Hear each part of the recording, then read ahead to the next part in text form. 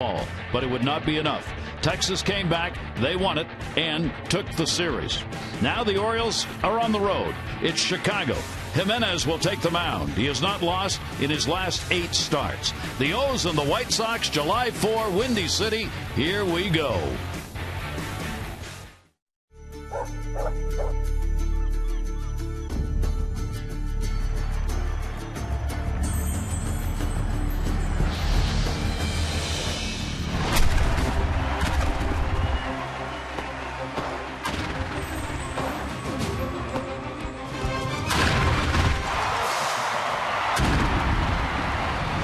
It's the Orioles on Bassett, and we welcome you to Chicago as the Orioles hit the road for 6. 3 of those will be against the White Sox over this July 4 weekend.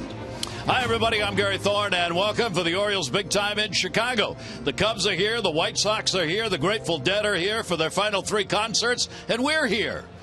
Not necessarily in that order. Hi, great to have you with us. For the Orioles, what we've talked about a lot this season, how well they have done at home, both hitting and pitching, and the struggles they've had on the road, especially scoring runs. Well, they seem to be turning that around. Take a look at the numbers recently regarding what they have done on the road. Through June 3, that 8-17 mark came because, well, the ERA was 4.03 and the batting average was 2.30. They weren't scoring runs. If you take that date 6-4 on, the record changes to 8-4. They're scoring 5 runs a game, almost as many as they're scoring at home. Batting average way up and the ERA down. And Jim Palmer, we said along, if they were going to win a division title, those numbers on the road had to pick up. Well, pretty much like last year. They're, 47-35 last year. They win 50 games at home. So, again, they play well in their division, which they are doing. So here you come to Chicago. I mean, you never really know. John Danks is pitching for the White Sox. He's lost 4 in a row.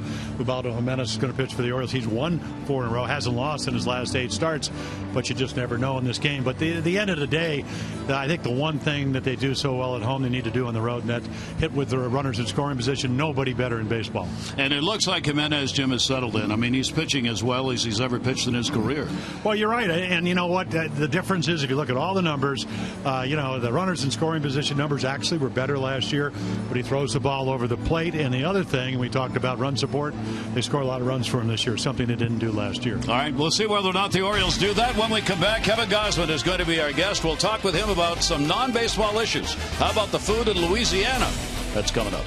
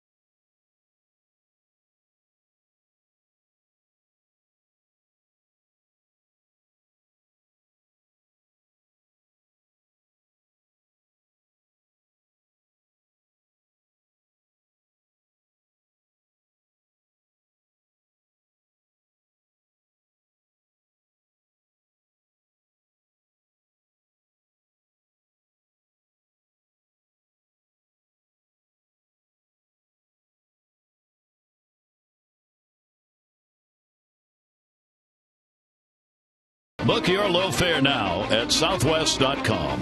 Beautiful evening. Cool, in fact, here in Chicago. Take a look at Kevin Gausman's numbers when he was in college. 2 seasons with LSU. Great numbers, 17-8. Those numbers were the reason he was so highly touted, highly sought after.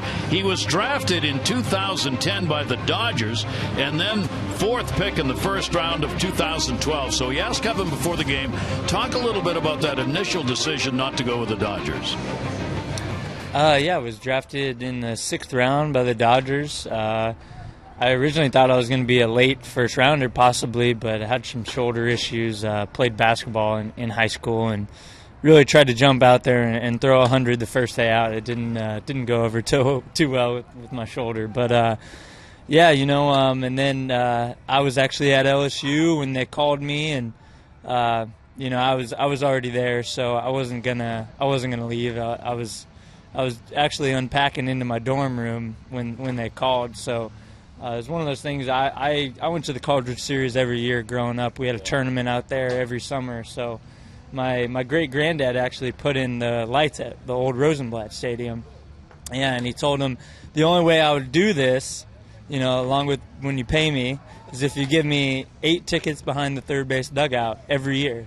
So my family went there every year. My dad saw Randy Johnson pitch for USC and, Barry Bonds, all those guys. So, it's actually cool when we had Andrew Miller on our team last year. I watched him pitch in the College World Series, so it was pretty cool, pretty crazy. That had to be something then as you were growing up that you aspired to be there and to play in the College World Series. Oh, yeah, that was my main goal, especially when I got to college. That's what I wanted to do. I wanted to win a national championship, and it was unfortunate. My freshman year was the last year that they had the old Rosenblatt Stadium, so we were actually pretty awful my freshman year, so we didn't even make the NCAA tournament, let alone make it to the College World Series, but it was something that I definitely strived for. Now, you said you were already at college, unpacking, ready to go. Dodgers come calling. Even though you're there and you're ready to go to college, you had to hesitate a minute, didn't you? I mean, you've worked all your life to get an offer from a major league team, and now here it is. Yeah, I was still very green. It was my first time being away from my parents. I played in the California Collegiate League before I went to LSU, and I felt like I was really starting to become a pitcher more than a thrower. And I never lifted in high school at all, so I figured that LSU was going to be good for me. And the food down there definitely won me over there a little bit too. So it was one of those things. It was just tough to leave that place, especially, I had only been there a week and I already kind of fell in love with it.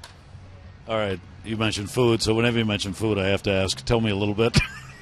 One of my favorite things is Cajun ribeye. We have it when we go hunting down there, but pretty much it's you take 2 big pieces of garlic toast, Texas toast, you lay them down, and then you get a ribeye and you put them over top, and then you get crawfish etouffee and you lay it over the top. Probably not the healthiest thing for you, but it's pretty darn good, and those people down there, they can cook, that's for sure. All right, that's our latest restaurant report. Kevin, good enough to give it to us. Thank you for sharing the story with us. I really appreciate it. No problem. Anytime.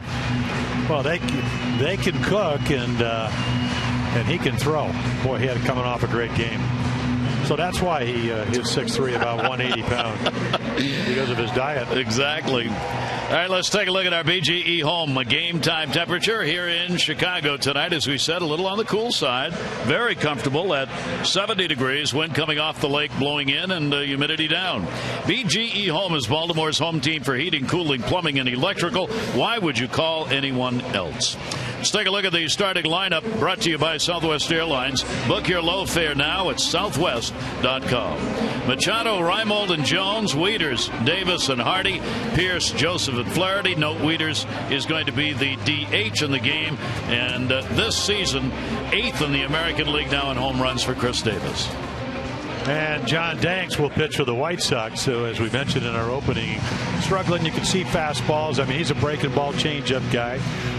Major shoulder surgery in 2012, and then since then, I mean, it's really about making good pitches. Talk to his pitching coach Don Cooper. As you look at the numbers, and he's been struggling. Has to pitch down, has to get ahead, and when your numbers are look at right-handers 320, lefties got a chance. And then again, the home runs way up there. I mean, those home runs, that's just a little over 80 innings a game. So at the end of the day, he's got to make quality pitches. He's not doing it. He's healthy. And his velocity's kind of back where it was. It's just maybe not as much movement as he used to have since the shoulder surgery. Well, it'll be tough against the Orioles for him. The Orioles have a 10-7 mark against left-handers. That's the 6th best in the American League. And they have a .277 batting average against lefties, which is the 2nd highest in the majors. They do not mind seeing left-handers on the mound. We'll see how they do against Danks in this one. Manny Machado coming to the plate, greeting Ted Barrett, who is the home plate umpire. If Ted has the strike zone he normally has, that may be the last time Manny taps him on the shin pads. Because Barrett has, throughout his career, great umpire, but noted for favoring the strike zone for the pitchers. He tends to have a pretty large strike zone. We'll see how it goes tonight. And a swing and a foul back, and we are underway here in Chicago. Still sunset time, lights on. Not fully effective yet. Just a beautiful evening. All kinds of blue skies here in Chicago. Delivery to him, and that'll be sliced down the line in right field, heading towards foul territory, and that's where it'll end up. Yeah, so 2 pitches down in the zone at 90-91. Kind of sets up what John Danks would like to do. He would like to establish low and away. We saw Gallardo of the Rangers do that last night, who threw usually 89-91, and then he would be able to come back in. So Danks hits cutter in and then change up down and away along with the fastball, and he does have a pretty good overhand curveball. We'll see if that's working tonight. Manny is 1 for 6 off this left-hander who works off the third base side of the rubber. Ground ball will go to short, played by Ramirez over to first base, and Machado retired. So take a look at the defense for the White Sox, and pretty big ballpark. Wind blowing in tonight. Cabrera, Eaton, Garcia. That is your outfield. Gillespie, Ramirez, who struggled a little bit both with the bat and the glove. Sanchez, the youngster, just turned 23. Abreu, and then Tyler Flowers. Forget about his catching. He's hit home runs in his 3 consecutive games. Nolan Reimold gets a shot in the number 2 spot. He's playing in left field. Why? You always go by Buck's numbers. For one thing, he's 7 for 16 with a home run lifetime off John Danks. For another thing, in this ballpark, his average is .386 in his career with 3 home runs. And with those kind of numbers, as Buck Showalter managing, you're going to get into the ball game, as Buck wants guys in positions where they've got their best chance to succeed. Pitch on the way, and that's going to miss outside. Count goes to 2-1 from Danks. And the other factor is Nolan is going to see a lefty, not going to be Chris Sale. Carlos Rodon going to pitch on Sunday. So 2 out of the 3 starters are scheduled to be left-handers. Check swing. That may fall in. It's going to. That's a base hit. Little dying quail to left field. Guerrero's playing way back, and that ball obviously not hit hard at all. So the Orioles get a base hit out of it. Yeah, here's another changeup, and Manny rolled over one. I mean, that's a terrific pitch. And again, Don Cooper talking about when you're going poorly, and as we mentioned, Danks losing his last 4, even sometimes the good pitches, swinging bunts, little loopers, and then you make a mistake, and it snowballs. So the Orioles get a man on, and this is where, talking with Robin Ventura before the game, he said our biggest problem pitching is we can't get through the first 2 innings without giving up a bunch of runs. Robin said it's been a problem all year long for us. Don't really know why, but our entire staff, starting staff, doesn't settle in until we get to that 3rd or 4th inning. Adam Jones will foul that one back. He's going after the first one.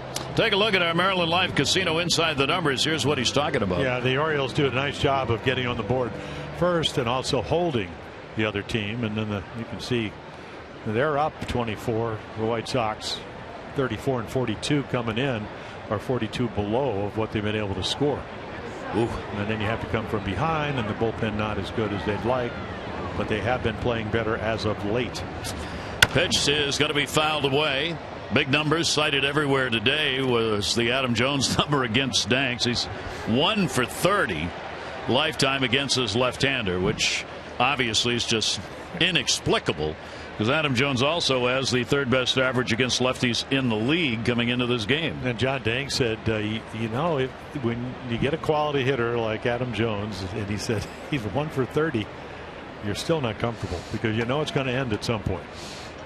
Runner on at first base, 0-2 the count, down to third, hit hard, should be two. Gillespie one, relay, and Sanchez makes the pivot, gets it over to Abreu. No runs, one hit, no errors, and nobody left on base. Ubaldo Jimenez tries to keep the streak going when we come back.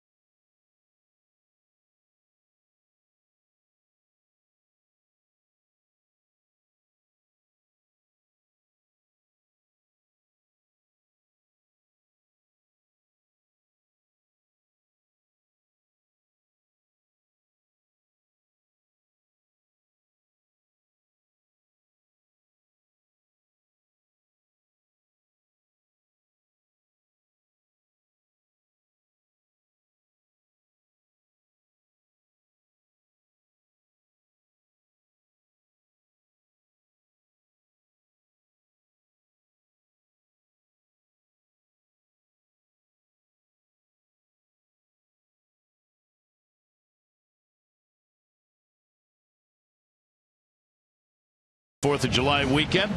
Let's take a look at what's going on the Chicago side. Eaton, Abreu, and Cabrera. LaRoche, Garcia, Gillespie, Ramirez, Flowers, and Sanchez. For Melky Cabrera, he's had a lot of games and a lot of numbers against the Orioles.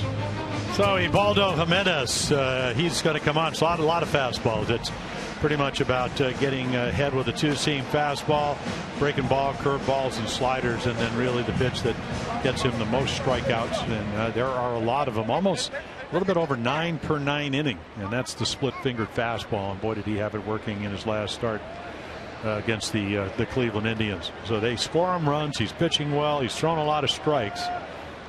And the White Sox, at least not on paper, are a very good offensive team, even though as of late, much. I'll throw another much in there. Improvement. Yes. Adam Eaton leading it off against Jimenez is 3 for 7. Lifetime against him. There are the numbers for the leadoff batter for Chicago. This is the second outing of the year for Jimenez against the White Sox. He beat him in an 8-2 game. That was the empty stadium game in Baltimore, and was in charge of that ball game throughout, as he faced the minimum of 12 batters through the first 4 innings of that ball game that was closed to the public. Lifetime for Jimenez, 3-3 against Chicago here in this ballpark. His record is 2-2. And Eaton will chop that one foul back onto the screen, and right away you can see it's sinking. Yeah. And that was a splitter, so you got to look down if you're the White Sox. I mean, that would be what the scouting report can do, and then he's able to, contrary to last year, get ahead and then get hitters, which they do, expand the strike zone. Delivery on the way to Eaton will be outside. Jimenez, over the 4 games he's won, the 4-0, has a 3.28 ERA in those 4 starts. If he gets another win here and makes it 5 straight, it'll be his longest streak since 2010. Pitch on the way to Eaton. That one will bite inside. Eaton works the count full.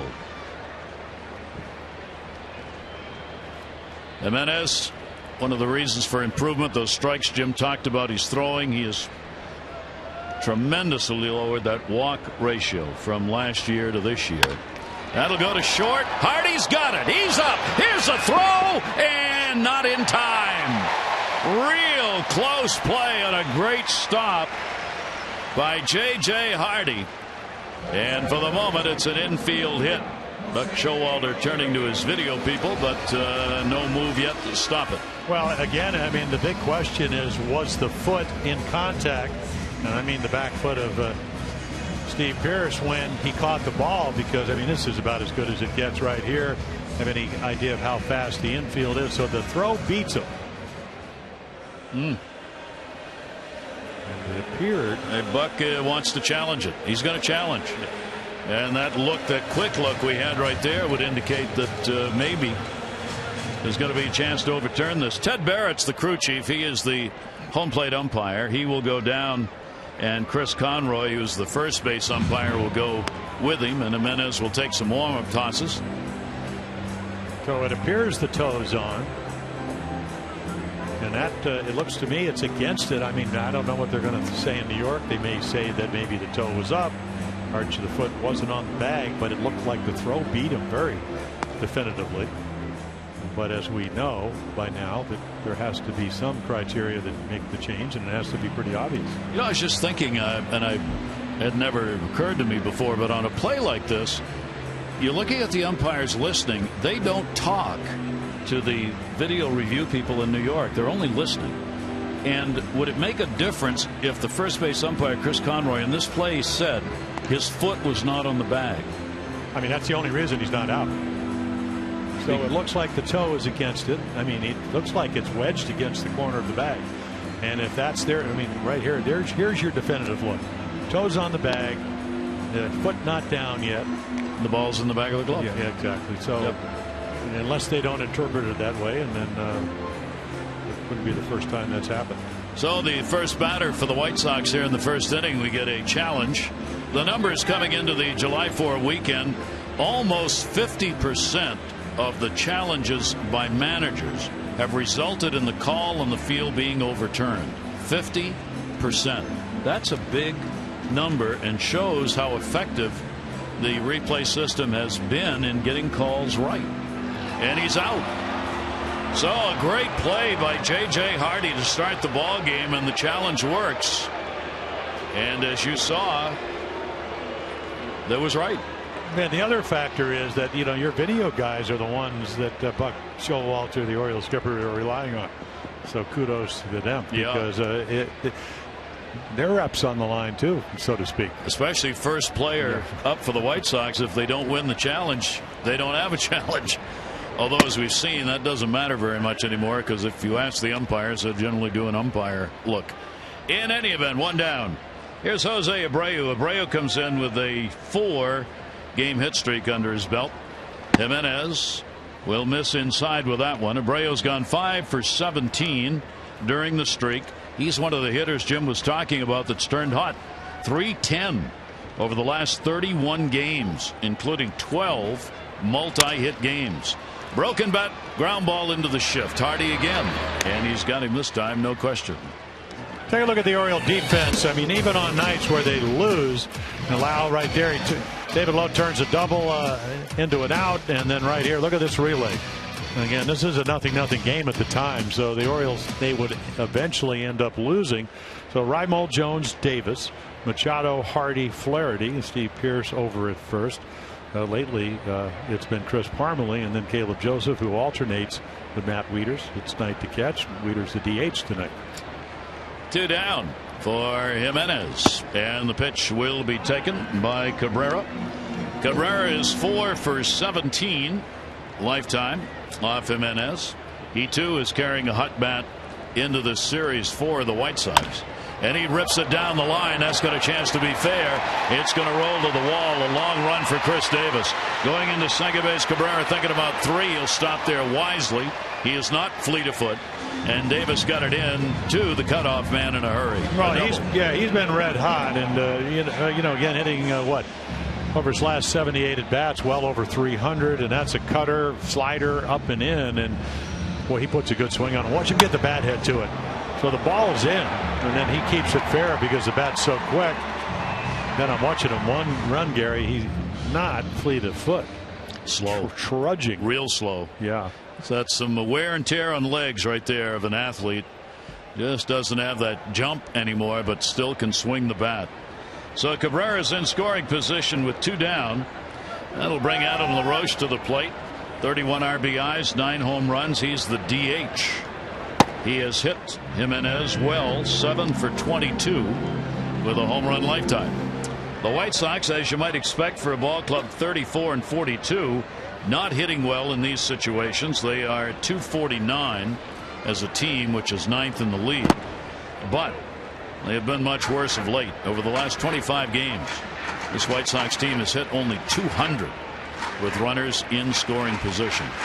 Not very good. Well, you kind of know what you're going to get with Adam LaRoche. I mean, he's going to turn 36 in November. He strikes out a lot. He walks a lot. He hits a lot of home runs.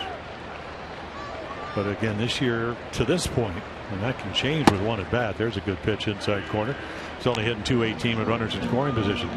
I still think it. 35 years old. You come over from the National League. Now you got to come over. It's different. Trying to do well. Sometimes the grip pressure on the bat a little bit more.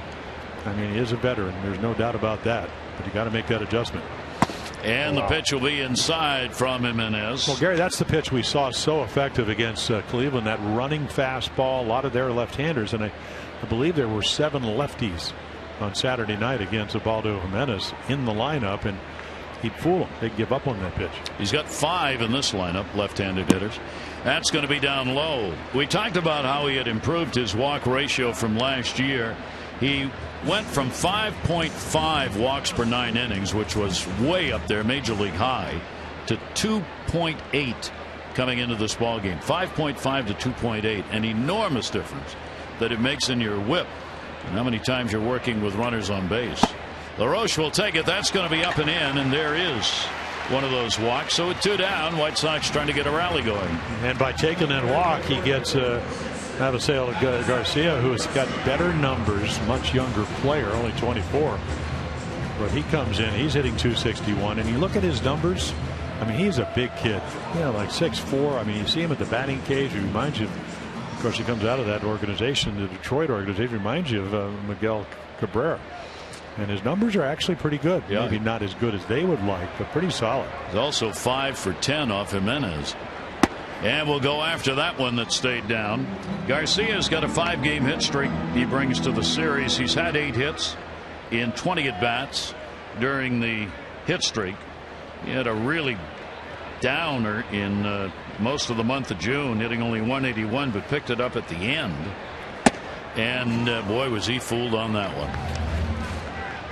Well, that's just a good running fastball, young hitter. You mentioned he's hitting .261, a couple points lower than what his normal batting. But again, if you want to help John Danks get off that 4-game losing string, get a hit here. He doesn't get a whole lot of runs. I mean, he's down right around 3.5 runs a game. Delivery on the way by Jimenez, and that is going to miss outside. Garcia not chasing, and it goes to a ball and 2 strikes. As this game of baseball will do, and even some of the White Sox players were saying, we go into St. Louis, best team in baseball, at least via the record. We come out of there with 2 wins. Nobody expected us to do that. That's what they come home with, a 2-game win streak against the Cardinals. That one bounces away. Joseph trying second base, and a great stop made to save a run. Flaherty. Yeah, what a horrible throw. I mean, that's a bad decision. It's one of those emotional decisions by an inexperienced catcher. Not that Caleb hasn't done a nice job, because he has, but there's just no reason. Right here, LaRoche doesn't run that well, but this ball is destined for center field, and Flaherty does save it. Kind of what Bobby Dickerson talked about, 6-7 weeks ago, infield instructor. Those are the plays that saves your defense. And go unnoticed. Yeah, an ill-advised throw bailed out by your second baseman. So now 2 are in scoring position. Wild pitch charge, 4th of the year against Jimenez. And Garcia's got a chance to put him on the board with 2 if he can get a base hit. Outfield shaded a bit to right. Adam Jones is always playing in. Adams in a good 2-3, maybe 4 steps from where normal center fielder position themselves. He loves to cut those balls off in front. The wind's blowing in. Broken back ground ball to third base. Got to make the play at first. Machado's got it, and he'll record the out on a speedy Garcia. So no runs on 1 hit, no errors. 2 are left in scoring position, and after 1, no score.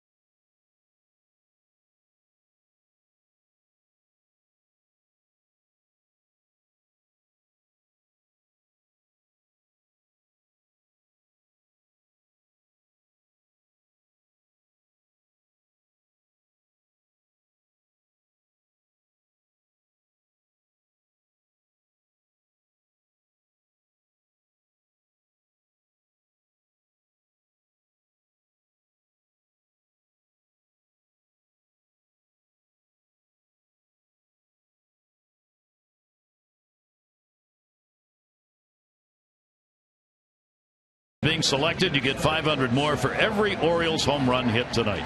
Play Baseball Bucks scratch-offs, win up to $50,000, or enter non-winning tickets for a chance to be the contestant of the game. Visit mdlottery.com/baseball. Diana, good luck. Caleb Joseph and Ubaldo Jimenez, the battery, chatting between innings. You throw it there, and I'll catch it. But don't ever let me throw that ball down to second base again. Just yell, no, not ever. Orioles DH tonight is Matt Wieters. Matt DHing for just the second time since returning off the DL.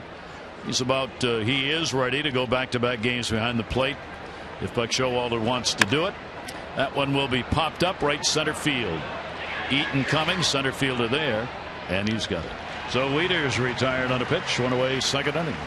Yeah, a little change up, and that's what John Danks can do. Former #1 draft choice all the way back in 2003 by the Texas Rangers, then traded over in a actually Brandon McCarthy went that way.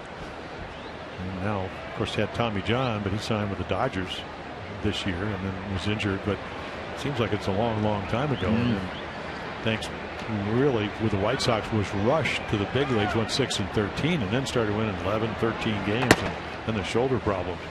Chris Davis at the plate for the Orioles. Chris 8th in home runs in the American League now. He's had a couple of hits in 14 at bats off Danks, one of those a home run. Lifts that one a mile high in the air to left field, not deep. Cabrera. He'll be called off. Ramirez, and Ramirez in fair territory.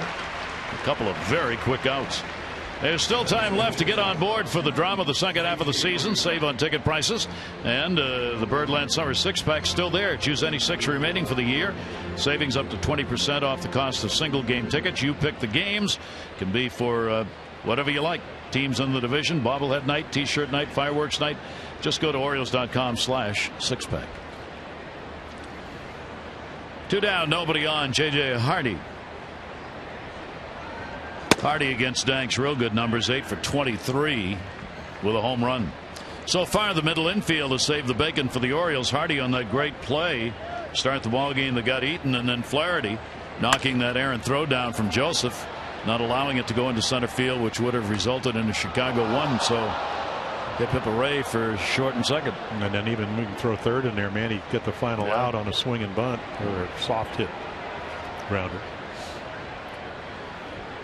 0-2 delivery on the way. Robbie Ventura was saying before the ball game, he says, he was talking about the Orioles, says the defense, said we haven't had that. He said you got to have that defense that Buck's got that works every night, keeps you from having these long innings, and the Orioles have done that. That'll be the first strikeout for Danks. Took only 8 pitches to record the 3 outs.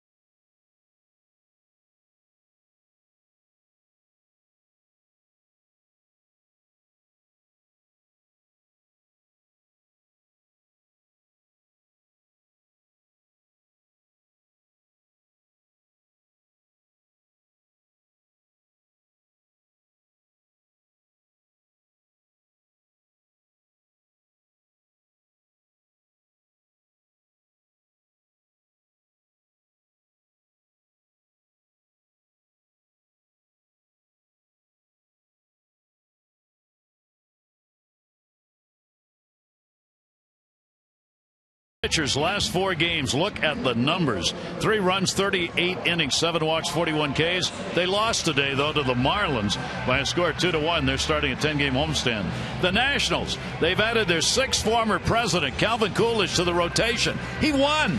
Coolidge wins. Coolidge wins. The rookie got a victory. And a loss tonight would give the Cardinals their first 4-game losing streak since August of 2014. Cardinals in action tonight. Yeah, and what set them on that tumbling path downward, the spiraling plummet? The White Sox. The White Sox with 2 wins. Now, when Quintana pitched a fabulous game, the other one was Chris Sale. Yes. All he's done is strike out 10 or more in 8 straight starts. He was going to pitch Sunday, backed off supposedly till Monday. Yep. That's just an April Fool Day joke. Yeah, by Robin Ventura. Yeah. He's not. We're gonna back him out today. Gillespie at the plate, 5 for 14 off Jimenez. Gillespie, third baseman, leading it off. Shift on against him in the Orioles infield. He'll go the other way, foul it off. Robin Ventura is funny about that. I asked him. I said, "Look, why'd your back Sale off?" He said, "Well, I went to him. I thought he ought to have a little extra day because of the number of pitches thrown." Robin said, "I asked him, all right, what do you want to pitch? You want to pitch Sunday? You want to pitch Monday?" And he said, "I ain't answering that question." And Robin said, "Why?" And Sale said, "The baseball gods do not like that. You don't choose the days you pitch if you're a pitcher. People tell you and you go do it." So Robin said, "Okay, you're pitching Monday." And the pitch is taken down low, 4-ball, 3-1. Connor Gillespie will be followed by Ramirez and Flowers here in the bottom half of the 2nd inning. Orioles certainly won't mind missing Chris Sale. Yeah, but you still want to do some damage before you get there. And back into the seats and out of play. Yeah, I don't know if. I mean, I remember when I was pitching, you're always 10 days before. Now you can do it on your iPad, look at the MLB package or whatever. You're always looking at the teams you're going to play. They're playing better. They're hitting a little bit better. You kind of, I used to always look at who was going to actually be in the lineup, and you can figure that out. Yep. Jimenez with a 3-2, and there's another walk. So he has walked 2, and this is a leadoff walk. Let's take a look at the Windy City Woes, Jim. Problems here? Yeah, we talked about it. Now, of course, the starters ERA, and this is where they rank collectively. Of course, at home, their ERA, you throw out, is only 3.24. But they don't give up a lot of runs at home, which is why they're 18-15. Hitting wise, they don't score a lot of runs, 3.5. But what they do at home, why they're 18-15, is they give up less than they score. And that's the key to winning. Pitch on the way, and Ramirez fooled on that one. And you talk about the leadoff walk. That is how the demise of the Orioles started last night in the 9th inning. Chaz Rowe, who's been pitching so well, had to pitch an extra inning. Brian Mattis came in, couldn't get a couple lefties out, and leadoff walk did the Orioles in. Foul back into the seats by Ramirez. Ramirez in the first 3 games these teams have played is 0 for 8. The Orioles have a 2-1 edge over the White Sox. And the other at Camden Yards. Yeah, the other factor, Gary, is that I always used to think, okay, you don't want to walk the first guy. You don't want the first guy to get on. But it's what happens after the walk. At that, base hit into right field. Davis charging. Runner will stop at second base. Gillespie, and again 2 on as in the first inning, only this time there's nobody out. Yeah, Raimel gets a base hit in the first inning. Danks throws a double play ball. You can do the same thing after a walk, except for Ramirez, who's been struggling with the bat compared to years past. And that's really what all those numbers are. When you've been talking about the White Sox that can't do this and whatever, but over the last 9 games, they're a whole different team. They're hitting 275. They're scoring some runs. They're hitting some home runs. So all of a sudden, the whole outlook's a little bit better because if you're pitching for them, you figure you're going to get a little run support. See what happens here. Jimenez, of course, one of the best numbers with runners in scoring position. Opponents hitting only .209 against him. Flowers will take the pitch for a strike. And as Jim mentioned, he's hitting home runs. The White Sox catcher has homered 3 consecutive games. That's a career high for him. He had the game-winning solo home run 11th inning against the Cardinals in St. Louis. 0-1 pitch on the way. Shattered bat goes to short. Both the ball and the bat, and somehow J.J. Hardy was able to concentrate on the ball because that end of that bat was no more than 5 or 6 feet to the third base side of him. Yeah, even the big guys. I mean, Tyler Flowers, we talked about 3 consecutive games with home runs, but Ubaldo's able to get in on his kitchen, and the bat shatters, implodes, and they use lighter bats, sometimes cupped on the ends, and if you don't hit it on the sweet spot, and obviously that didn't happen, easily to break. So Sanchez will give it a whirl. Infield at double play depth. Carlos Sanchez batting 9th, playing at second base. He will take the strike. Sanchez has been hitting well as he's gone 9 for his last 32, 3 doubles, a triple, 3 RBIs over that span. That has raised his average up, but only to 176. Prior to that, he was 141. And you can see all the RBIs on this side of the plate. Yep. A little stocky guy. Comes out of Venezuela. Checking down at third. Well, Gordon Beckham was really not playing. We saw early on when you were supposed to play the 3-game series that he's been playing a lot of it, maybe platooning with Gillespie over at third. So they've been looking for a second baseman. 1 ball, 1 strike delivery, and that swung on and foul tipped at the plate for his strike. So Jimenez gets ahead of him 1-2. So you got a rookie. He just turned 23. You know he probably likes the fastball better. And what do? You get ahead of him with a splitter. And then you hope that maybe you can get him to chase. He's actually hitting about 50 points higher with runners in scoring position. Got him in a good situation right here in the count, and he keeps it alive by fouling one off the end of the bat. Yeah, Sanchez at 231 with runners in scoring position. Against the Orioles in the 3 games at Camden Yards, the White Sox were just 2 for 21 with runners in scoring position. The Orioles 5 for 15 in that 3-game set. 1 ball, 2 strike count. Pitch to him is swung on and missed. So Jimenez gets 2 big outs after there were 2 on and nobody away. Yeah, we always talk about looking at the lineup, which guys you have to get out, and this is one of them, and he does. Another splitter, gets ahead, gets him chase, young guy, not a lot of lifetime at bats. So the top of the order, Adam Eaton. And I guess the question would be, do you really feel sorry for those hitters? Eaton just 205 with runners in scoring position. Both pitchers in this game, Jimenez and Danks, fly ball pitchers. Jimenez on the season 53%, Danks significantly higher at 63% fly balls.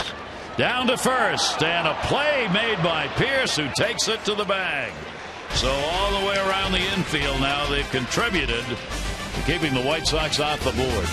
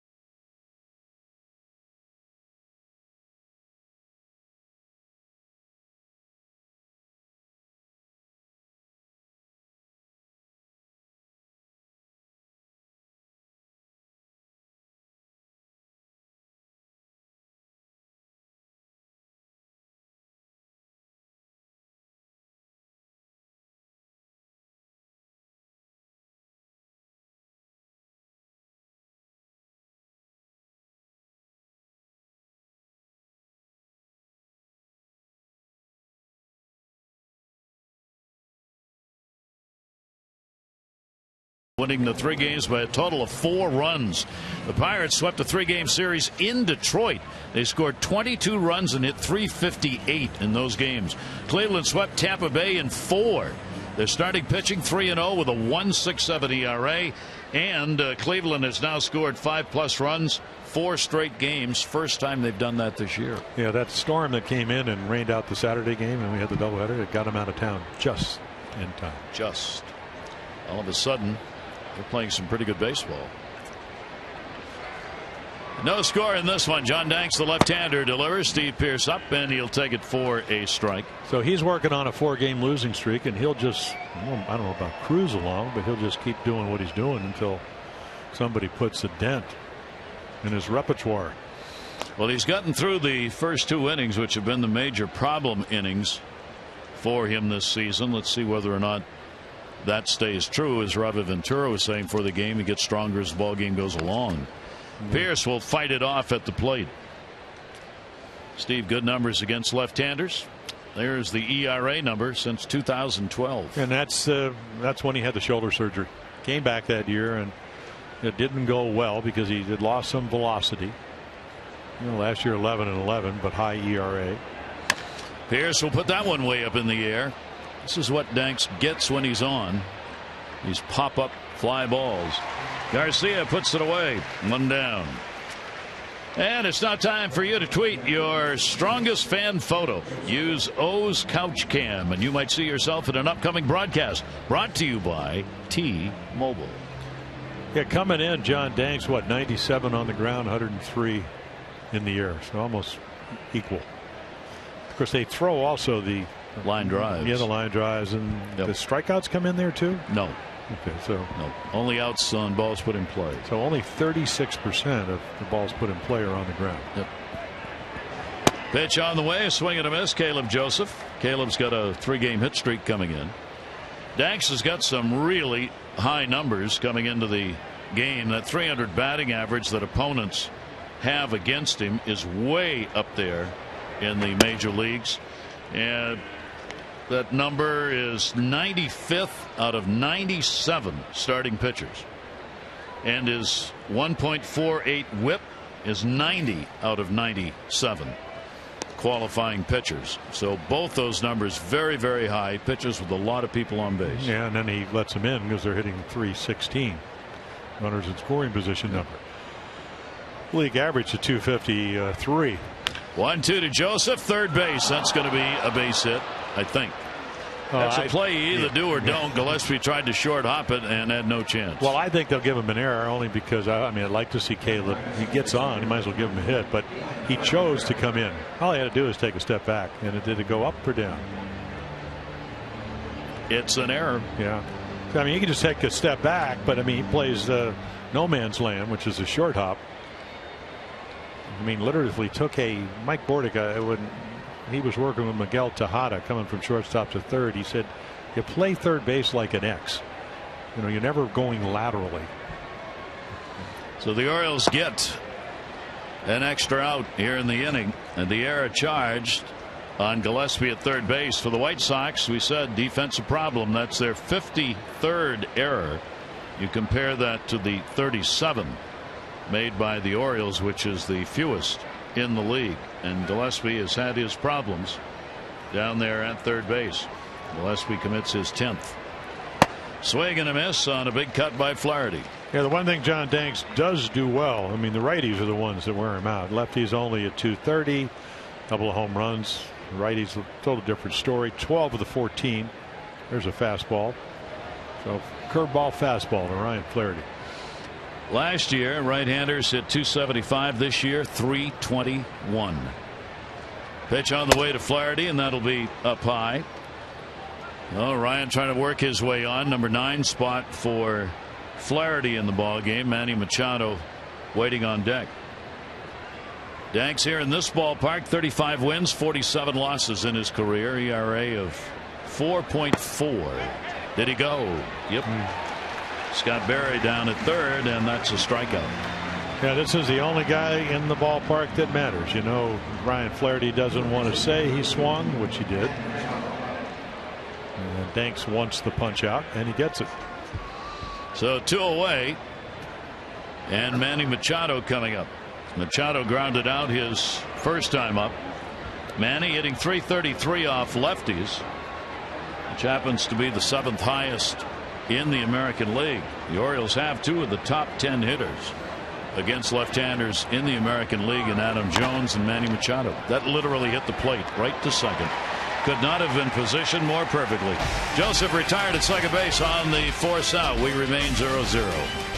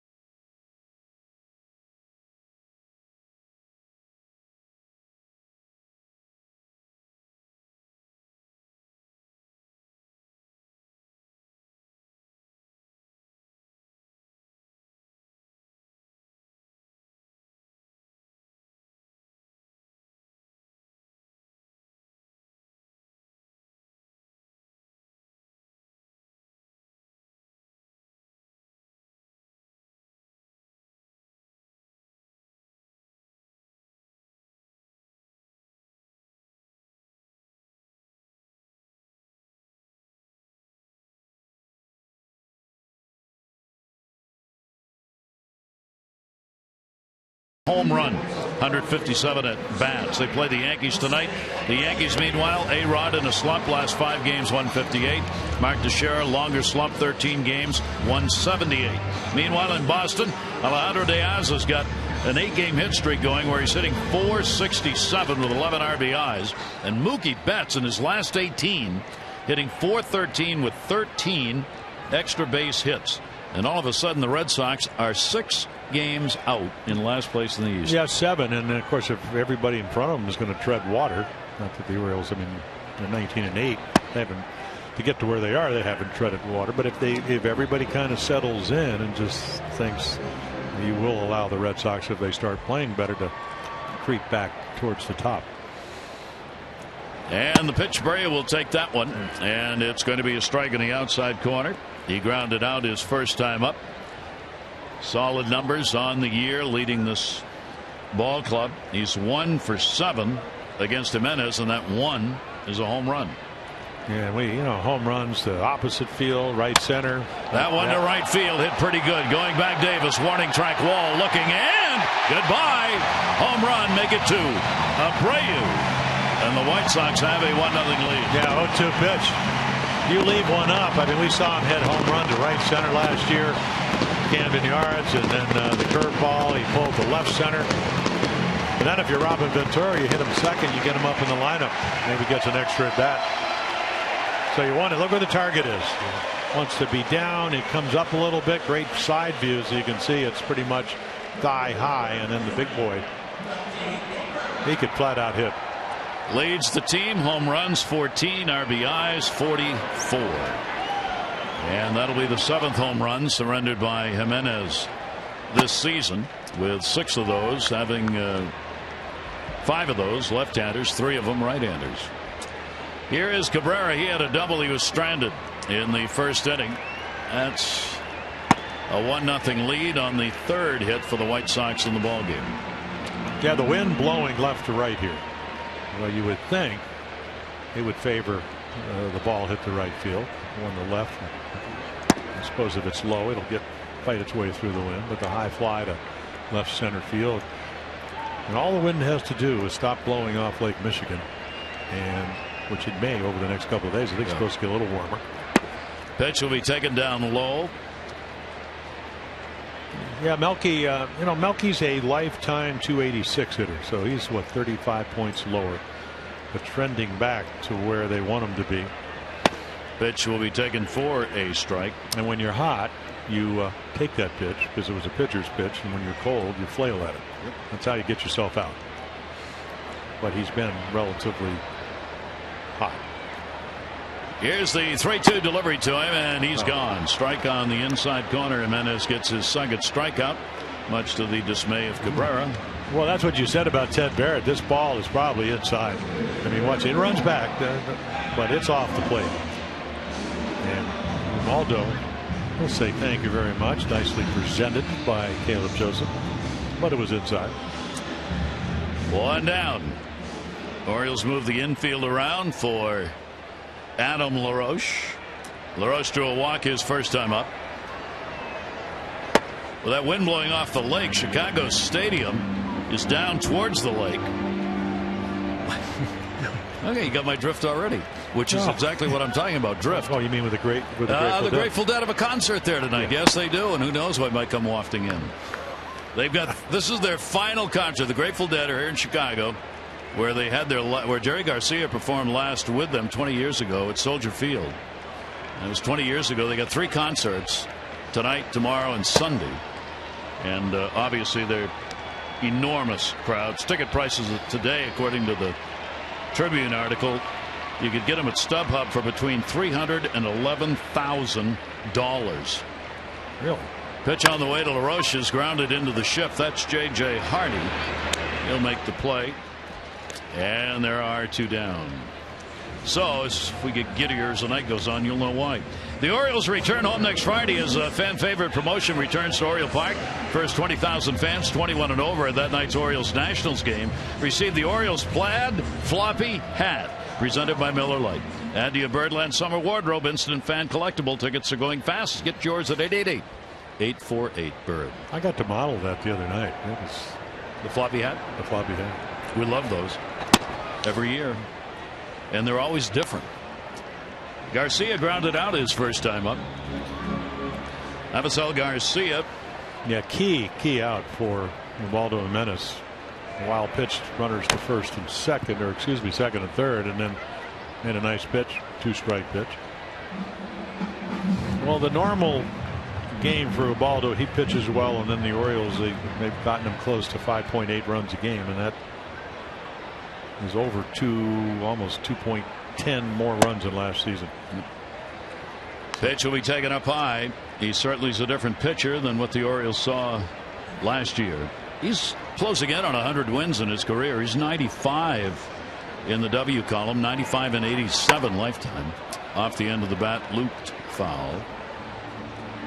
Fireworks night tonight. There are fireworks going on everywhere, seemingly all the time. There's going to be fireworks tonight here, then Wrigley's having fireworks tomorrow night, right? And that's the first time they've ever done it at Wrigley. And how they're going to set fireworks off in Wrigleyville with so little room, I'm not sure, but they're going to do it. Then I guess there are fireworks downtown tonight and tomorrow night. And diving at short hop. Going to try it for 2. There's no way you are locked in no man's land. Pierce the throw and the out recorded. Garcia, he got a single on it as Davis dove and trapped it. But they get him caught in a rundown on a very wide turn by Garcia to record the out. Watch this one. He never stopped at first base. Davis able to block it. Flaherty able to pick it up. Now he's going to run him in a little bit. He'll go over to Pierce, over to Hardy. Tag put on, end of the inning. A run in, Abreu home run.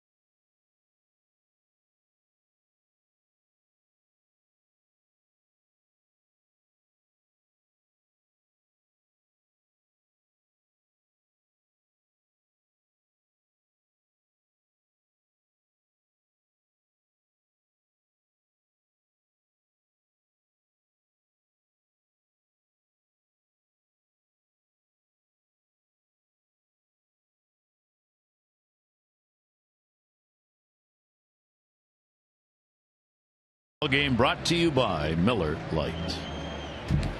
Speaking of light, it is cool enough this evening. Put on a little, if you're the pitcher anyway, little jacket. Dave Wallace has got a little jacket on as well.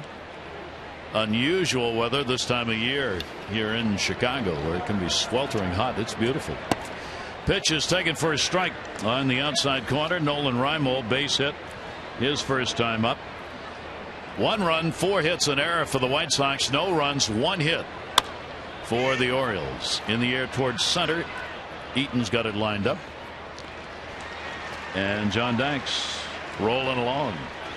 Get in on the baseball action with Masson. Text the word Orioles to 29292 for team alerts and chances to win exclusive prizes all season long, including meet and greets with your favorite players. Again, that's Orioles 29292 for O's alerts you can't miss.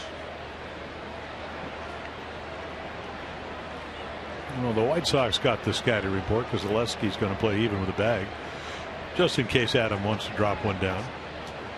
Adam hit into a double play his first time up. You see Gillespie at third. So 1 for 31 off Danks, and the pitch is taken down low for a ball. Danks, no walks, 2 strikeouts. Jimenez, 2 walks and 2 strikeouts through the first 3 innings. Pitchers duel through the first third.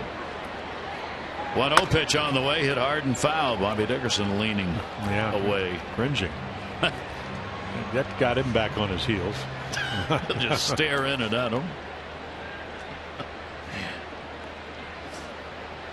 It's a third base coach close. Well, in the minor leagues, you used to have to coach first base if you weren't pitching that night. And it is frightening because it is. You don't, sometimes guys will hook balls and you're what? Try to get now coaches are that box starts at what do you think about maybe 80 feet and then goes right to the baseline. So and look at Bobby back, he's still backing up. Yeah, exactly, and he should. Look at the coach's boxes and where he is. There's nobody who stands in the coach's box anymore, either at first or at third. And we showed you the last time at home with a runner on second, he'll actually be halfway down the line. Yeah, halfway down the line and then towards the dugout to get a better angle. 1-2 delivery on the way and a wild cut, tag put on. Let's hope Adams all right. That was a big swing. Gets up. Well, he hadn't thrown many curveballs through one to Ryan Flaherty, but look at this one. And again, this is exactly where you need to throw the pitch, and he did. And this is now 1 for 32. Perfectly executed. You know, Don Cooper was saying, and Dave Wallace, the Oriole pitching coach, Cooper, the pitching coach for the White Sox for many years, saying, hey, we almost everybody knows how you need to get a hitter out, and we can tell each other and discuss it, but at the end of the day, the guys that execute their pitches, they can have a lot of success. Yep. And Danks hasn't done that. No, and tonight he has tonight. A 2-0 count of Matt Wieters. Orioles DH flying out to center field his first time up. Wieters with the big cut, can't catch up with that one. Wieters a lifetime average of 209 with 4 home runs against the White Sox. 2-1, 2 away. Danks throwing a lot of Ks here, and there's another one. That one he goes from inside to outside. Well, what he did was he pitched backwards, and he got into a fastball count 2-0, threw him a changeup, and so if you're Matt, you're going, oh, now I have no idea what's going. Then he threw him a fastball, a little, about 8 miles per hour faster, and then he hooks him. Got him. 4 strikeouts. He retires the side in order. That's the second time in 4 innings he's done that.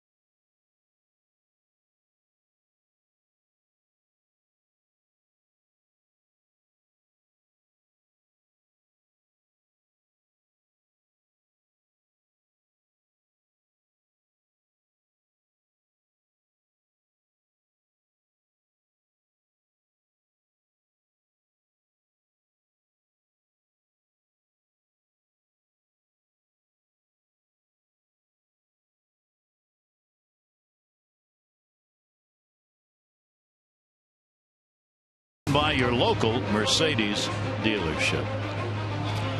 It's a little hazy in Chicago. Again, we note the Grateful Dead performing at this very moment. 7 o'clock, the concert started. They're expecting 70,000 Deadheads for each of the 3 shows here in Chicago. And then fireworks down at the pier. Yes. And fireworks here tonight. Fireworks at Wrigley tomorrow. And then the normal traffic you have in Chicago. Yes. It's bumper to bumper anyway. Wow. Jimenez and a ground ball down to first, which will be fouled. There was a great column today, Chicago Tribune, by Paul Sullivan. If you have a chance, go online and read it. I'll just tell you, he was noting things to note: Cubs, White Sox, Grateful Dead. He said the 2015 mantras for the Cubs fans: when life looks like Easy Street, there's danger at your door. For Sox fans, I need a miracle every day. For Dead fans, I may be going to hell in a bucket, but at least I'm enjoying the ride. And pitches take it inside. He had some other great lines in there. 1 ball, 1 strikeout on Connor Gillespie. Gillespie drew the walk, stranded in the 2nd inning. Chicago got the first 2 on in the 2nd, and then Jimenez retired the next 3. Inside out foul, 1-2.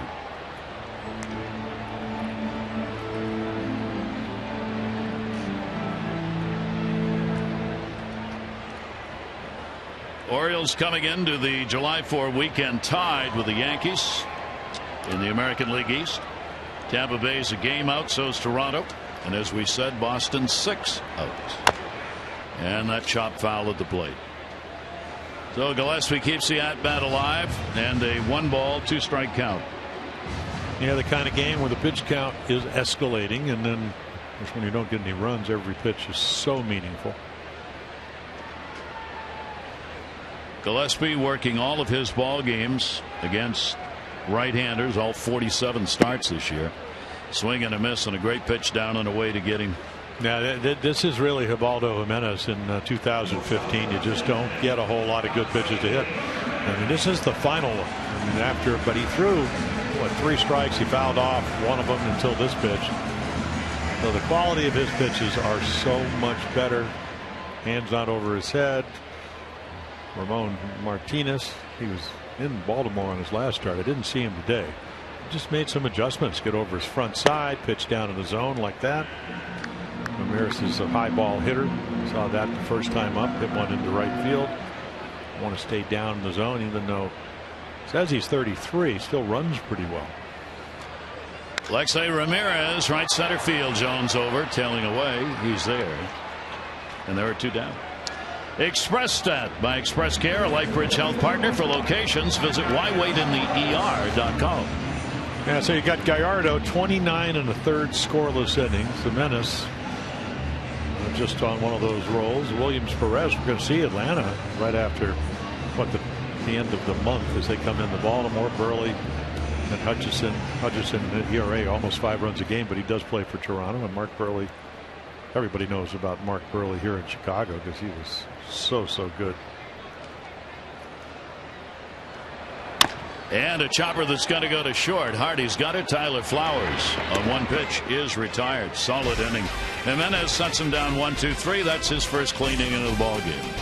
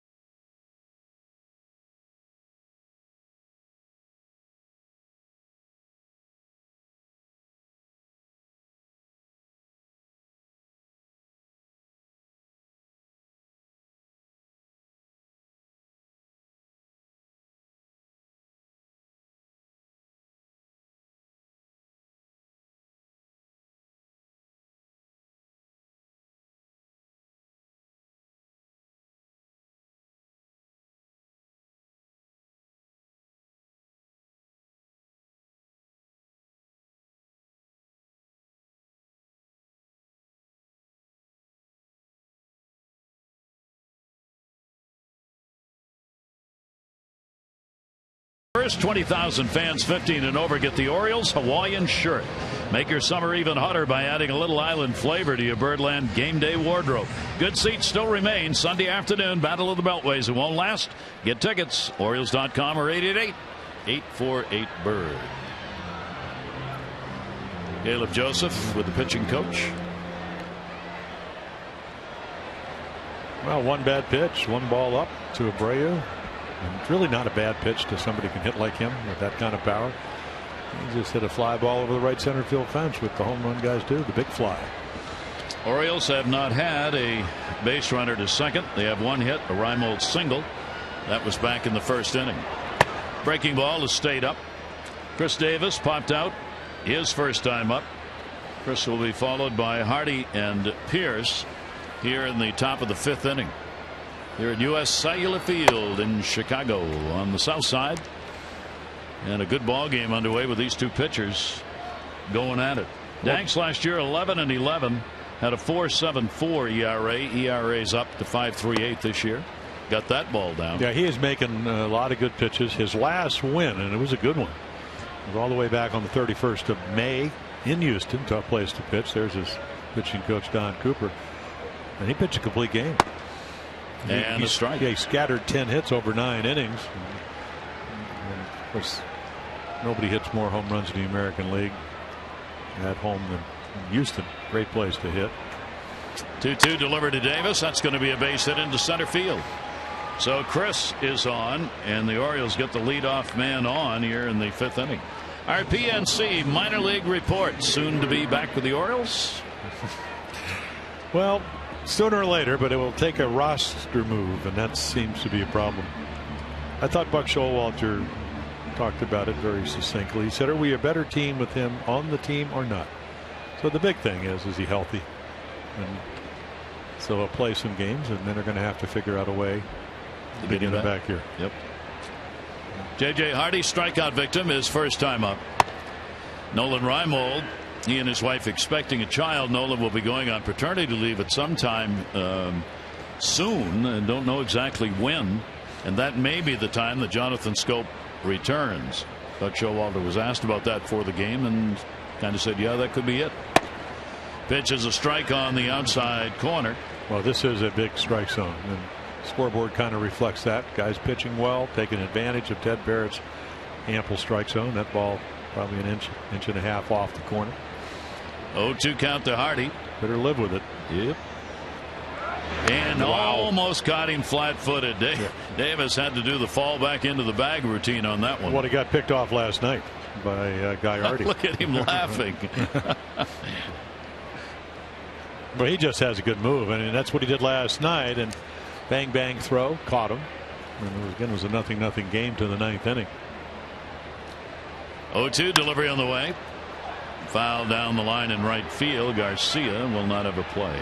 And boy, does he have big strides. Big boy. Because they've only attempted, 4 stolen bases on Danks.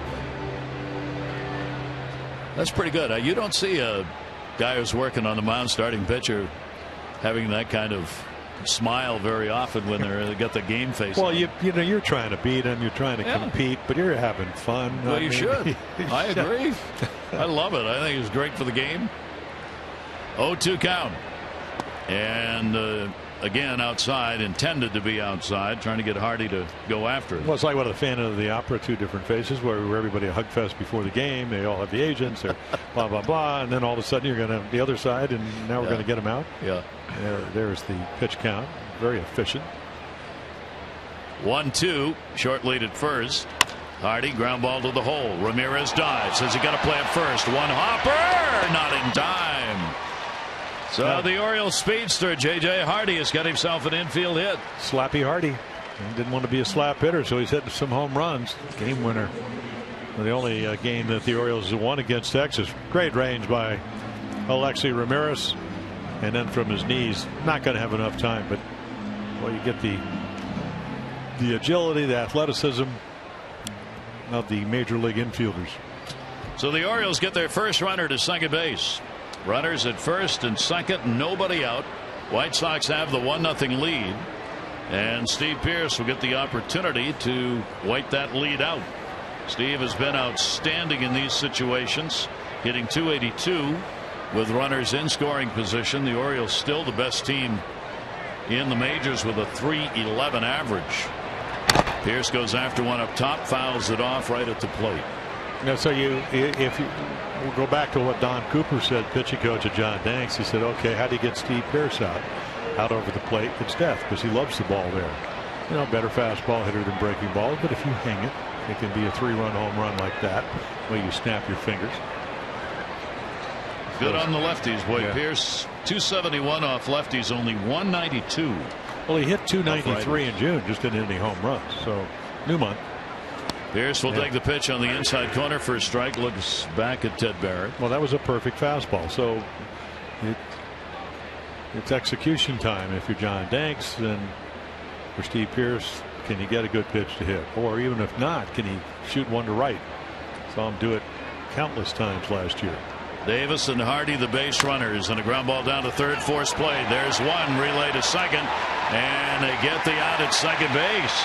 Gillespie going to Sanchez, kind of surprised him, I think. Usually you'll see the play made over to first, because that's where your body's momentum is taking you, but he went back to second base, and fortunately Sanchez was covering. Yeah, that's a big thing right there, but you get both lead runners. So heads up play by Gillespie. There's your first out, there's your second out. Way originally, but Pierce runs too well. You're thinking bang bang, maybe we're going to have a triple play. Slow runner, that might have been the case. So an interesting play by Gillespie. So now the Orioles have Pierce on at first base, but there are two down, and he's back. Yeah, well, you can't run. I mean, good throw, and it might have been close. It's about, again, it goes back to what his pitching coach said. He gets in trouble, he makes a good pitch, he gets a double play ball. Pretty good for as predominant a fly ball pitcher as he is to be able to come up with a ground ball. 2 strikes. Yeah, and he's done it twice. Jones hit into a double play first inning. Ball put up in the air, and that'll end up into the seats. Foul ball. So Caleb Joseph, 2 down, runner at first base. Caleb reached on an error and was stranded. Orioles trying to create something here with an extra base hit. Steve Pierce with good speed if Joseph can find a gapper. Throw over again. Caleb's gone 2 for 8 with a couple of RBIs against the White Sox this year. Orioles catcher battling Danks here as the left-handers held the Orioles to no runs on 3 hits so far. Pitch will miss down low to him. 1 ball, 1 strike. Caleb, he's hitting 273 off the lefties, 229 off right-handers. It's one of the reasons the Orioles have that big number against left-handers. 277, second highest in the majors. 1-1 delivery on the way. Joseph thought about it. Stays off the pitch and it misses. 2-1. Well, maybe get a little better timing. That was a pretty good curveball that he laid off of. See the guy for the second time. Does the fastball have any kind of run on it? Does it have a little bit of a hop? Can you pick up the changeup? Is there any difference in arm speed? I think John Danks saying, you know what, I'm just going to try to pick off Steve Pierce, and they don't have to pitch to Caleb Joseph. And he's not, and you know what's funny? He doesn't even have a big lead. It looks like he's still leading. But you don't want to get yourself picked off. You're not trying to go anywhere but score on a double. Joseph will wait on the 2-1, and the fastball is going to be outside. And I don't know if you noticed at the top of the screen, he was actually going back. Yeah. So get a shorter lead and make it your secondary lead where you get a good jump. Abreu over there holding the bag against him. 3-1, and take it full. Change up. So now let's see. Abreu will stay on the bag. They don't want to give Pierce a running start. So even with the 3-2 count and 2 down, runner will be going. Abreu's going to stay right there, so Danks still a threat to go over to first base. 3-2 delivery on the way, and it's inside. Danks not happy with a number of the pitches in that at bat by Joseph and surrenders the walk. 2 on, 2 down.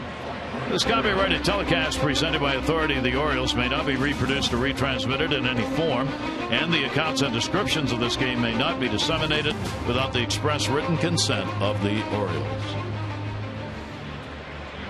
First walk given up by Danks.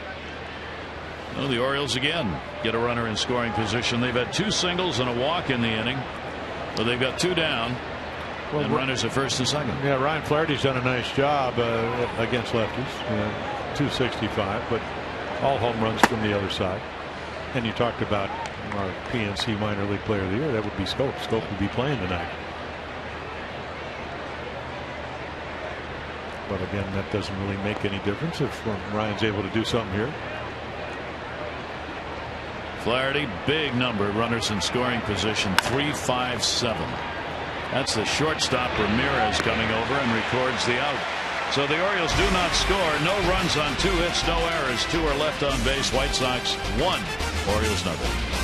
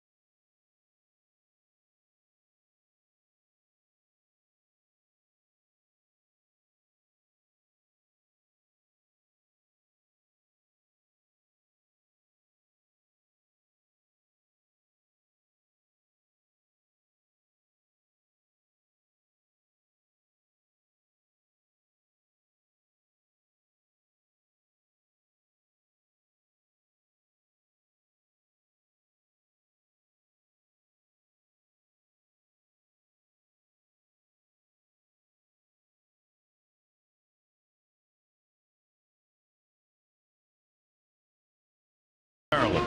Put your vacation days to good use in Ocean City, Maryland. Book now at OCOcean.com. Gary Thorne, Jim Palmer, wishing you a very safe and enjoyable July 4 weekend. Be careful out there and do not drink and drive.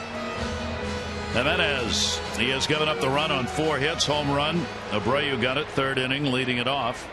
Orioles, no runs, 3 hits, bottom of the 5th.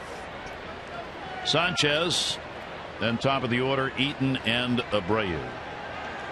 Strikeout victim, first time up, takes the pitch up high for a ball. Carlos Sanchez, switch hitter, getting the start at second base, as Jim mentioned, trying to find a second baseman with good D, number 1, and then a bat to go with it. Pitch taken on the inside corner. Robin Ventura said we just were not solid enough defensively at second base. We were giving up too many outs. And for a ball club that for a long time struggled hitting, can't do that. No team can. He shows bunt. Will take the pitch from Jimenez for a strike 1 and 2. Yeah, one of the big outs was Sanchez. A couple of guys on. Ubaldo was able to get ahead of him, and you mentioned the strikeout on a split finger. 40 starts at second base for him. Gets enough of that to foul it back. Count will stay at a ball and 2 strikes. July 4 game tomorrow all around Major League Baseball. You'll have a chance to see the new specially designed caps for the first time ever being worn. Stars and Stripes collection for uniforms. Boy, there's a late cut. Well, there's the netting in front of the dugout. Ooh. For the netting, boy, you'd be diving all over the place. Head down. That thing was hit so hard, but for the netting, somebody in there would not have been able to move very quickly. 1-2 delivery on the way, and that's the other way. I guess here it's a chain link fence. but normally it's a netting, kind of what you see behind home plate. But it does protect the dugout participants. Imagine all those years where those safety fences nettings weren't there. Ooh. 1-2 delivery high in the air to Davis. And he's got it. Sanchez is retired. Well, the player designed T-shirt series returns to Oriole Park Thursday, July 30th. And fans at that game against the Tigers get the Glove Orioles T-shirt designed by Gold Glove winner J.J. Hardy. Celebrate the Orioles shortstop and add to your Birdland wardrobe. For tickets, Orioles.com or 888-848-BIRD.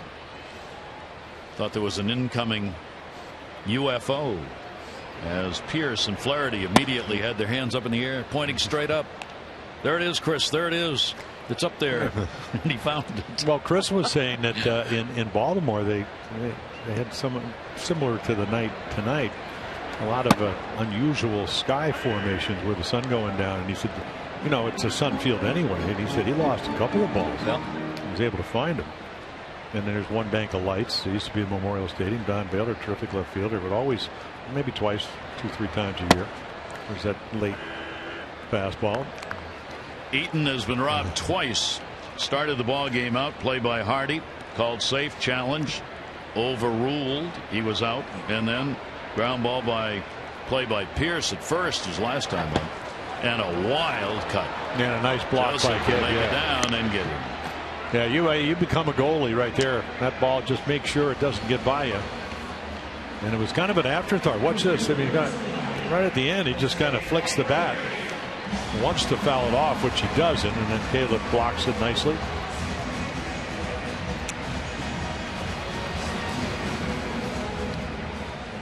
So 2 down, nobody on. That's going to be 5 in a row retired by Jimenez. Abreu had the home run and will take the pitch up high. His 14th of the year. Now has a 5-game hit streak going. Our Jeep inside the numbers. Yeah, this is and of course Stanton, Abreu, Albert Pujols. He's headed for the Hall of Fame. Well, the number he's put up. I think he had 12 home runs in the month of June. Giancarlo Stanton, so sad to see him out of the lineup. 4-6, I guess, for that wrist injury. The Hammett bone. Yeah. Nick Markakis had it, about 3 years ago. It seems like that kind of gone away a little bit, but it's a crook of the bone. Apparently, it's just something, the force of the swing. Of course, he swings about as much bat velocity as anybody. Just happens to certain hitters. Abreu waiting on a 1-2 ground ball into the shift. Hardy's right there. Makes the play in another solid inning. So 2 clean innings in a row for Jimenez. It remains a 1-0 lead for the White Sox.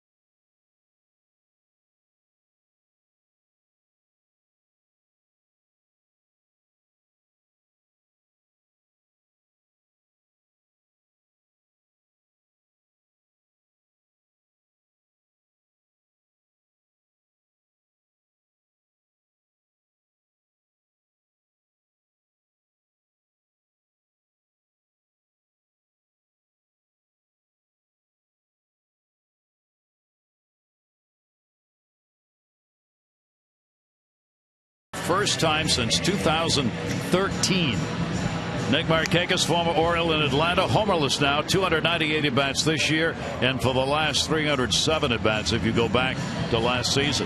And the Royals look to avoid a season-high 5th straight loss. They're hitting 188 and have 6 runs in their last 4 games. John Danks getting it done on the mound, holding the Orioles to no runs on 3 hits.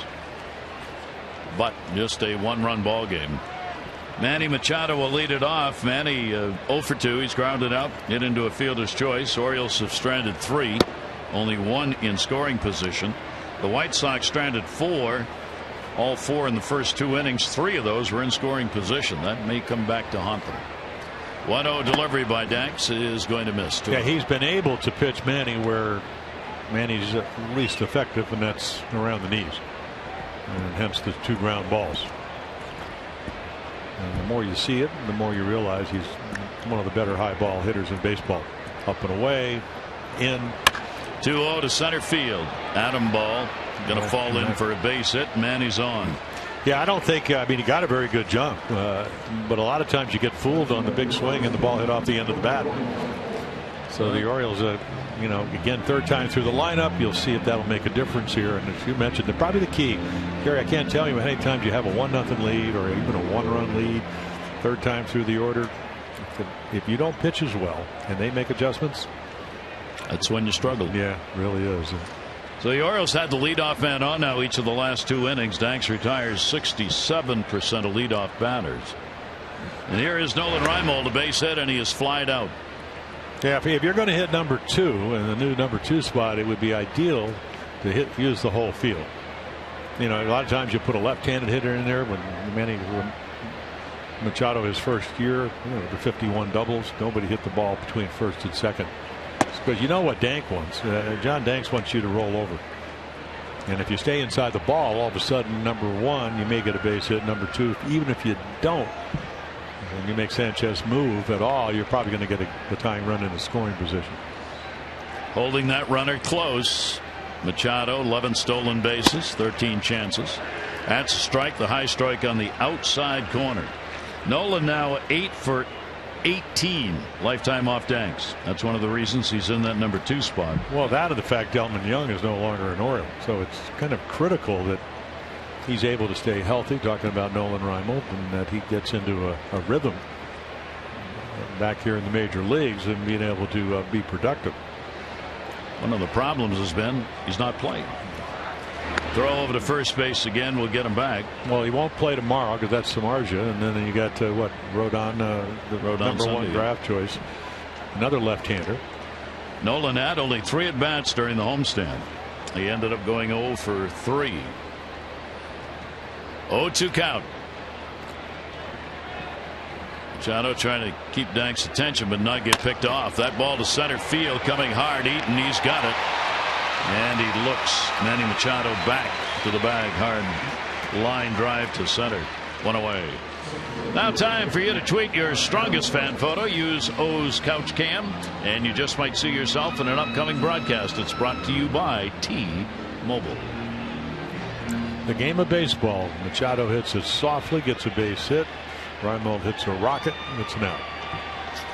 And yeah, wouldn't you think Adam Jones would take one of the soft ones here? Yes. He's gone 0 for 2, hit into a double play, struck out, 1 for 32 off Danks.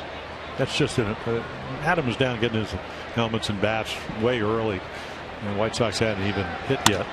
Gets one up in the air to left field. Cabrera. Yeah, and when you're 1 and 32, you swing at everything. I mean, it looked like it was a hittable pitch, and it's an out. And let's take a look at our who's hot and who's not. Matt Wieters in June, so again comes back. LaRoche struggling, or at least over the last 6 games. Of course, the White Sox are playing better, so he's struggling and they're winning, and he'll take that. And Matt Wieters, the Orioles, playing good baseball since he's been back. You can celebrate the season with the American Standard All-Star event. Visit MidAtlanticComfort.com for amazing rebate financing opportunities. Gets a little closer to a balk there, and that's exactly what Manny turned to the first base umpire Chris Conroy and said that front foot almost started to the plate. Yeah, if it goes behind or even with the pitching rubber, then you have to go home. Well, you're supposed to go home. So you're kind of in no man's land. You know, Scotty McGregor would kind of almost invert his leg. So the knee looked like it was going over the pitching rubber, but the foot wasn't. And then, of course, Scotty caught Mike Flanagan. And, you know, if you're a base runner, usually go on the first move. So you start your hands first and then your leg. Give them all kinds of different looks over there. And there's another one. Back standing. Yeah, you can't be stepping somewhat more to home plate than first base. And you can't have the leg go behind the pitching rubber because. I've never understood the rule says a balk is when you deceive the runner. Well, of course it is. That's the whole idea, isn't it? Swing and a miss by Weeders. Well, you're trying to deceive him anyway. That's what I mean. Yeah, I know. I mean, the whole idea is for the pitcher to deceive the runner. I've always thought that. Take the balk thing out. Let the pitcher do whatever they want. What they do is they set these rules. You know, if you're left-handed, the foot can't go behind the rubber. You have to step more to first than home. So of course lefties are always trying to, you know, work. Well, that yes, too. I mean, you know, my former roommate, Davey Leonard, went to Hopkins. The only guy that ever did that. But he had, I saw Earl Weaver bring him in, and he was right-handed. He had the best right-handed pickoff move I've ever seen. And he put all his weight on his back foot, kind of just let the knee come up on the front and then do a jump throw to first, which you can't do anymore. Yeah. And I saw him come in relief and never have to pitch to anybody. Just pick him off. Yep. 0-2 delivery on the way. Ground ball to short. He's got to force it second. And, almost didn't go there. So he gets the out. The Orioles, no runs, 1 hit, no errors, 1 left on. White Sox still up 1-0.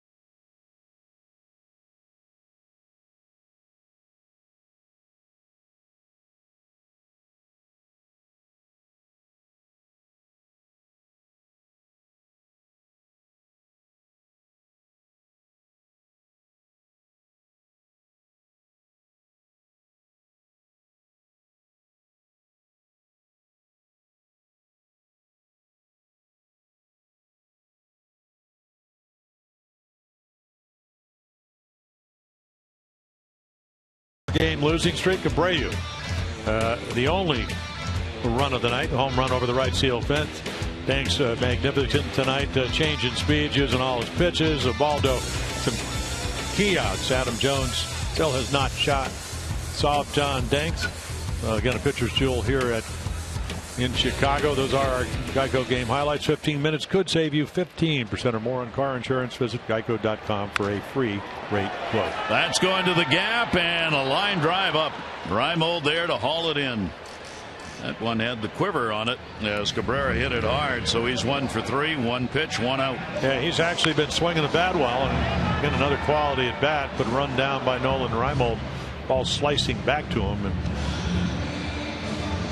and when you're on the mound, you're saying, okay, that looks like it's catchable, but you just never know. Comes out of the lights, comes out of the fans. They don't pick it up, but he hauls it in. 82 pitches thrown by Jimenez so far in the ball game. Yeah, one of those fastball nights. Look at that, 72% fastballs tonight. Location. 0-1 and a walk for LaRoche, the designated hitter for the White Sox, batting in the cleanup spot. LaRoche has got a 4 for 11 against the Orioles this year. He's hit a home run and has 3 RBIs against the O's. Inside middle, good high ball hitter. You can also go down and get the one about thigh high. Shift on against him in the infield, and we'll foul that one back. Yeah. There's your splitter, and it just stayed up enough where he thought that was something he could do something with, but fouled it back. And then you get the face short. Look at him right here. I mean, big swing. And then, I just missed it. Too bad. Hitting only 191 here at Cellular Field. Fastball up. Much better on the road for him. Well, they add Dave Robertson to solidify their bullpen. 16 out of 20 in the saves. They go get Melky Cabrera, what, $48 million over 4 years.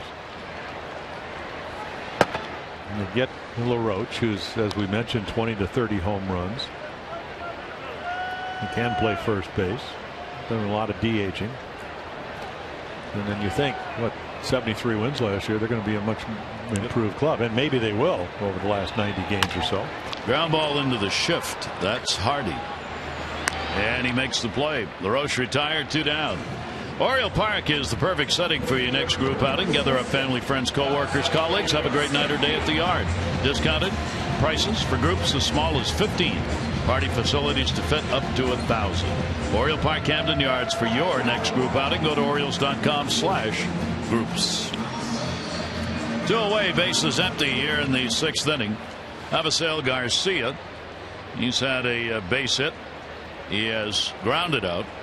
Danks hoping for some more help. Just 1 on the board. And the White Sox on top 1-0. Well, it may be enough the way he's pitching. I mean, you just never know. And maybe that's what it's going to take for him and I don't know if he's going to go 9 innings, but his pitching staff we told you about going into St. Louis, the most wins in baseball, and beating them 2 in a row.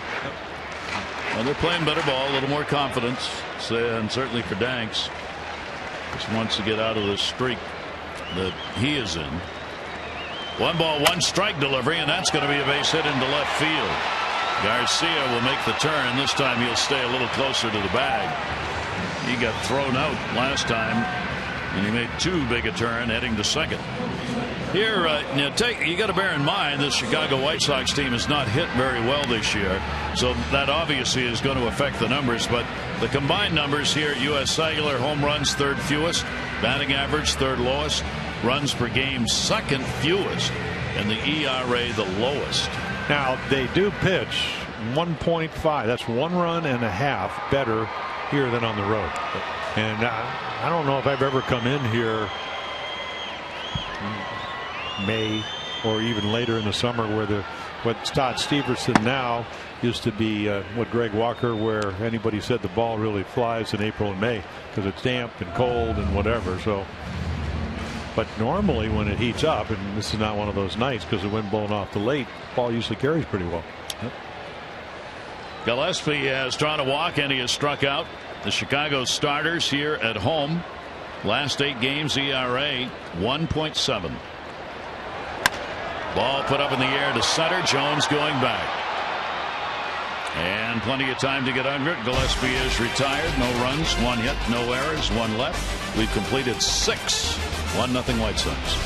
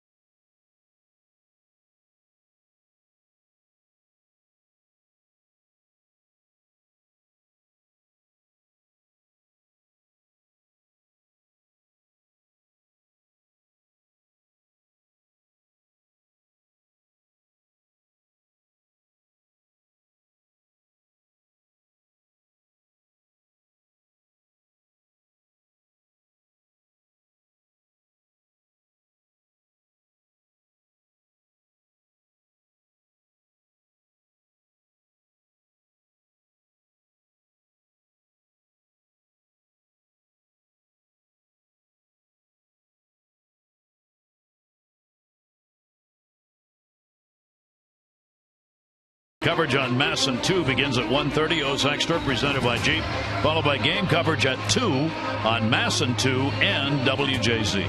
All the access you need right here on Masson. So Chris Tillman at one point was 2-7. He's won 4 in a row.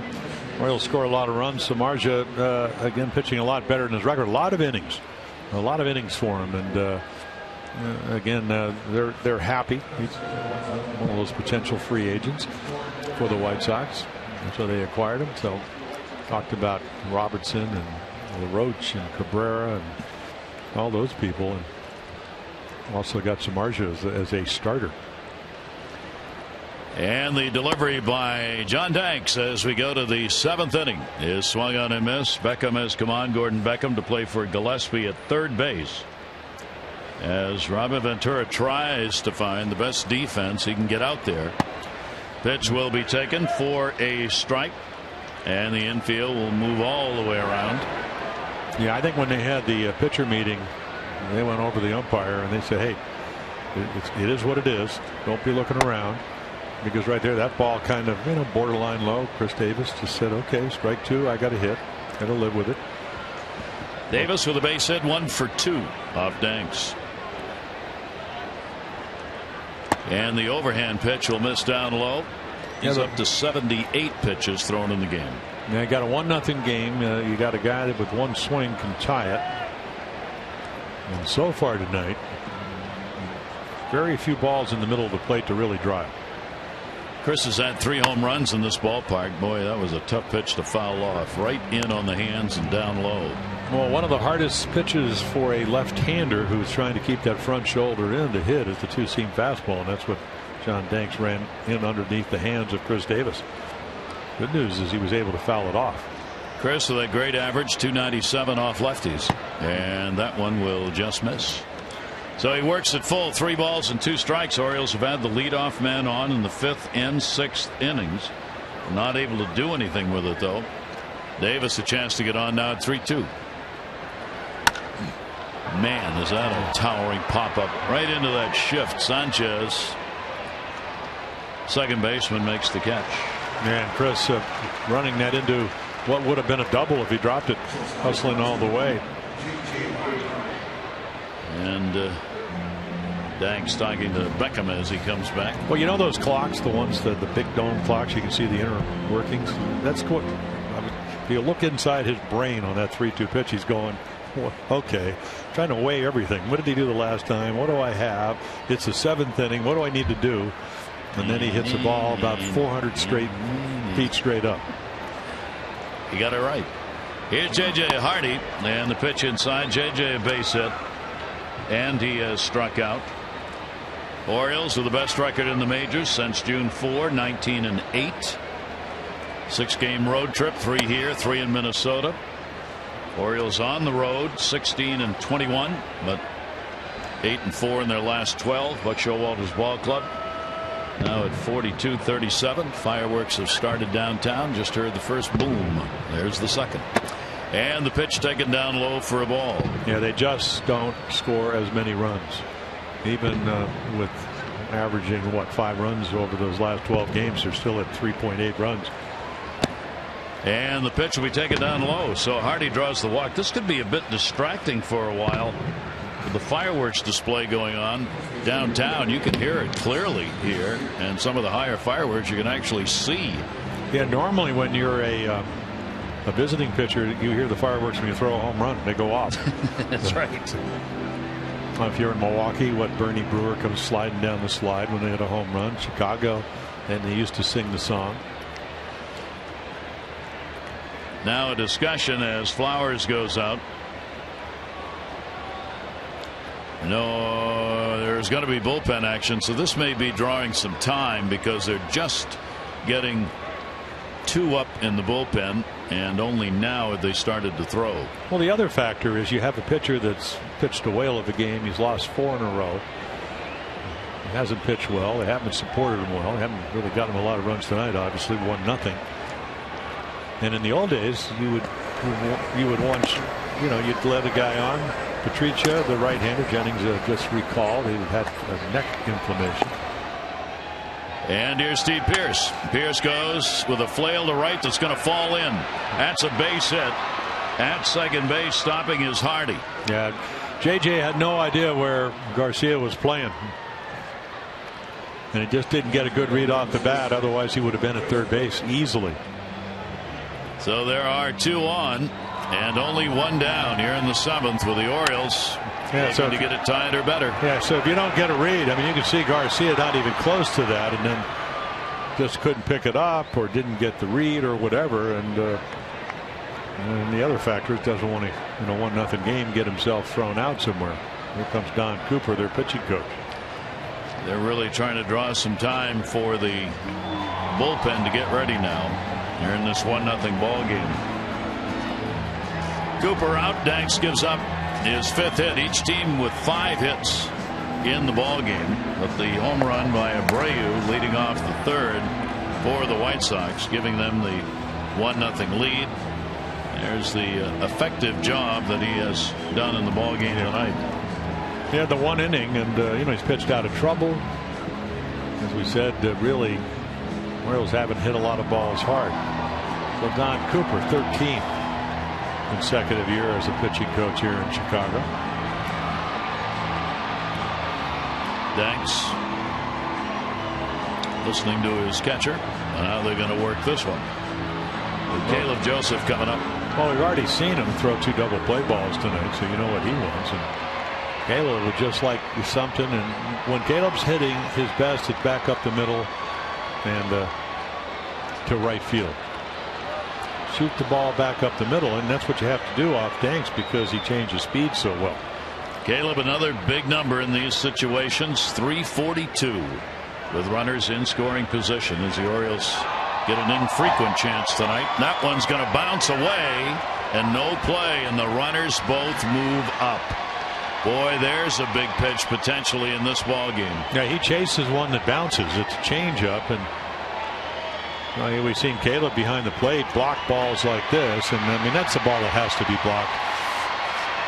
I mean, look how close it is to his body, and then he tries to get Tyler Flowers trying to center it, and he couldn't do it.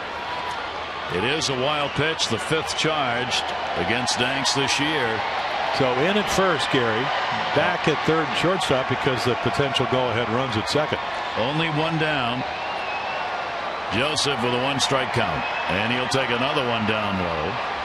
That one is blocked by Flowers. And are we seeing Danks running out of gas, even though he's thrown only 88 in the ball game? Well, you got Jennings for Flaherty on deck. Ryan Flaherty, a left-handed hitter, and Jennings, a left-handed pitcher. Orioles big chance, get a lead right here in a base hit, and Caleb Joseph will fight that off back into the on-deck circle. Well, the count, a ball and 2 strikes on the Orioles catcher. Well, the last strikeout, 4th inning. And that's what he's looking for. At least the one I have. Yep. And he's given up 4 hits over the last 3 after shutting the Orioles down through the first 4 innings. 1 ball, 2 strike count. Big moment in the ball game. Danks on the way. Caleb will take it outside, and the count goes to 2-2. Yeah, a little harder to do what you want to do, which is look for a ball you can get in the air because you're just trying to make contact. Outfield deep primarily. Garcia straight away and right. Yeah, he can throw well. Eaton not so well. Cabrera's got a lot of assists. And Caleb Joseph. Oh, what a catch at third! As Gordon Beckham, diving to the line, makes a tremendous stab. He just came in for defensive purposes in this inning. Yeah, take a look, but I think you see it's a ground ball, and it appeared. Oh, it is. Yeah. I'm sorry. It was. It bounced. I thought he caught it in the air. Well, from our angle, it actually coincided with the foul line. Yeah. He's right on it. And I mean, he is playing him to pull. And then Tyler Flowers is coming back out and going, oh, wait a minute. So Joseph, they'll regroup Now they want to go to him here. He tagged that one hard. 2 balls, 2 strikes. While the fans do the wave. Well, it's a very difficult position. And of course, John Danks knows if he doesn't get Joseph out, he's gone. So you still got to make your pitch because you have a 1-0 lead. The go-ahead run's already at second. And fouls another one back that he wanted. See, that's the inside-out swing, and it's a good one because he throws the ball exactly where he wants it, and Caleb's able to cut his swing down just enough to know where the bat head is. Now watch this. This is up and in. One of the best fastballs of the night here in the 7th inning. When you rear back, whatever you got left is going to come out of the tank here, because this is it. 7th pitch of the at-bat, 2-2 delivery, and Joseph will go down swinging, foul tipped, held on to by Flowers. So up and in, and then in the sky hook. I mean, about as good a curveball as you can throw. Bottom drops out of it, right off the table. Foot down, trying to make contact, fouled it off, but it went into the glove. So now he'll get to finish up the inning, maybe. At least try. Ryan Flaherty with 2 down and 2 in scoring position. Boy, what a big strikeout that was. Flaherty will take the pitch on the outside corner for a strike. He has struck out and grounded out. 5 Ks in the game for the left-hander Danks. Well, huge crowd here with the fireworks, and they're pretty much on the edge of their seats. Late arriving. And that one's going to be inside. 1 ball, 1 strike count. So Ryan Flaherty gets the big chance. Orioles have left just 1 in scoring position. That was back in the 5th inning. They've only had before this inning a couple to get in scoring position. Flaherty reaches. It'll be in the air to left center field. Cabrera's going back, and Danks gets it done. So the Orioles do not score. They'll leave 2 in scoring position. 7th inning stretch time. White Sox up.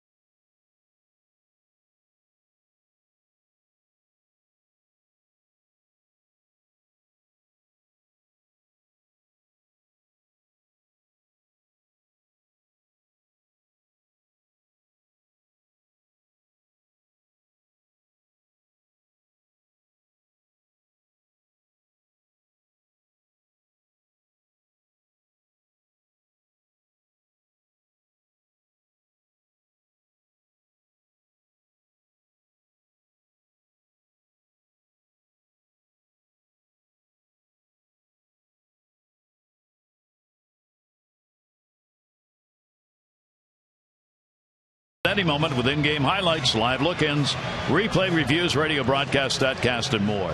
Get MLB.com at bat for your smartphone or tablet. Talk about sources of revenue. The New York Times said today the 3 Grateful Dead concerts are being carried on MLB.com. So that's stretching out your revenue source beyond the game of baseball. Well, I'm a big fan because they started the year I broke in. Did they really? Yeah, 1965. Wow. Pitch taken outside for a ball, bottom half of the 7th inning. Great pitchers duel. Jimenez has gone the distance for the Orioles, giving up the 1 run on 5 hits. It's one of the emotional roller coaster innings, though. You think you're going to get some runs. You're sitting on the bench. And then you get second and third, nobody out. You don't. Now you got to come out. And you got to slam the door. And got Ramirez, Flowers, and Sanchez, bottom third of the order. Try and do it against. And a check swing that goes off the end of the bat, which he didn't intend to have happen, and the count goes to a ball and 2 strikes. And the ball has gotten better as the game has gone on. Got the Cabrera double, the walk in the first, but got out of harm's way. Had a walk and a base hit to start the second, and also got out of harm's way. Only the fly ball home run down the right field line by Jose Abreu. The only run he's given up. Keep in mind, the Orioles now have not scored for 17 innings. They were shut out in the ball game last night. They're being shut out here again in this one. And a big swing, and fouls that one off over by the White Sox dugout. Though it remains a 2-ball, 2-strike count. Ramirez always dangerous. Hit one of those rising line drives if he gets one up in the air. Yeah, the power numbers down for Alexei. 15 home runs last year. Average hit 273. Along with that. That to third is foul. He's battling here. He's had 8 hits and 33 at bats on Jimenez. These White Sox hitters in this lineup have seen Ubaldo Jimenez a lot through their major league careers. And those, you think those were the Indian years when he was over there for 2.5 years? And some of these players in the White Sox who came from the National League who signed there. 2-2 delivery on the way, and that's outside. 3-ball, 2-strike count. The White Sox have had a leadoff walk. Came in the second inning. They didn't score. Leadoff homer by Abreu that came in the third inning. And the delivery on the way, and a ground ball down to third. Manny Machado right there. And the leadoff man is retired. Let's take a look at this state in baseball. In 1994, the Indians retired Larry Doby's number. It was number 14. A lot of people thought it should have been a lot earlier. He was the first African-American player in the American League with the Indians, number 14. 2010, he was with the Orioles briefly, but Jim Thome passed Harmon Killebrew on the all-time home run list on this date. Was that what, like 565 maybe? On his way to like 608, somewhere in that range. Thome, and all I know is I never threw any home runs to Thome, but I certainly helped Killer get to where he got. Jimenez with 0-1 delivery. That's going to be a base hit. So Flowers comes through. He's got a 6-game hit streak.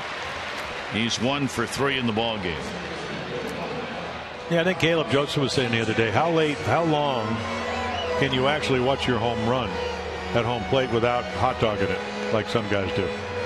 And I was telling him about Harmon Killebrew. I said, well, he used to hit him so far. It took forever. We all watched, I mean, I threw him, he watched him, and I think he probably was in awe of some of the balls he hit, as there were many hitters. I mean, it was 574, that home run he had in 2010. It at that time moved him into 10th place on the home run list. Here is Sanchez, pitch way up high. Begin to get the feeling Ubaldo Jimenez's tank is turning towards E. Well, it's been that game, Gary, where every pitch ever since, you're not getting any runs. He's getting close to 6. Brad Brock getting loose for the Orioles, and so what? You're closing in on 100. The effort's been a lot more. Runner goes. The ball's hit to left field. Raimo going over. Runner sees it and will head back. Sanchez retired. 2 down. Yeah, there is not one pitch he's thrown where he could relax tonight, where it didn't have some truly significant meaning. And he still pitched as well as he has.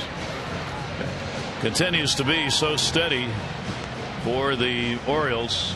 That 7-3 record that he has. 2 down here in the 7th inning.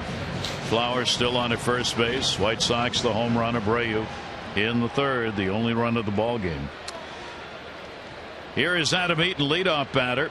0 for 3 in the game, including a strikeout his last time up. Danks has 5 Ks. Ball to Jimenez with 4. Chopper to second base. Ryan Flaherty's got a force and goes to Hardy to get it. No runs, a hit. Base runner left on. Our Honda do-ups. Manny Machado, Nolan Reimold, Adam Jones. 1-0 Chicago.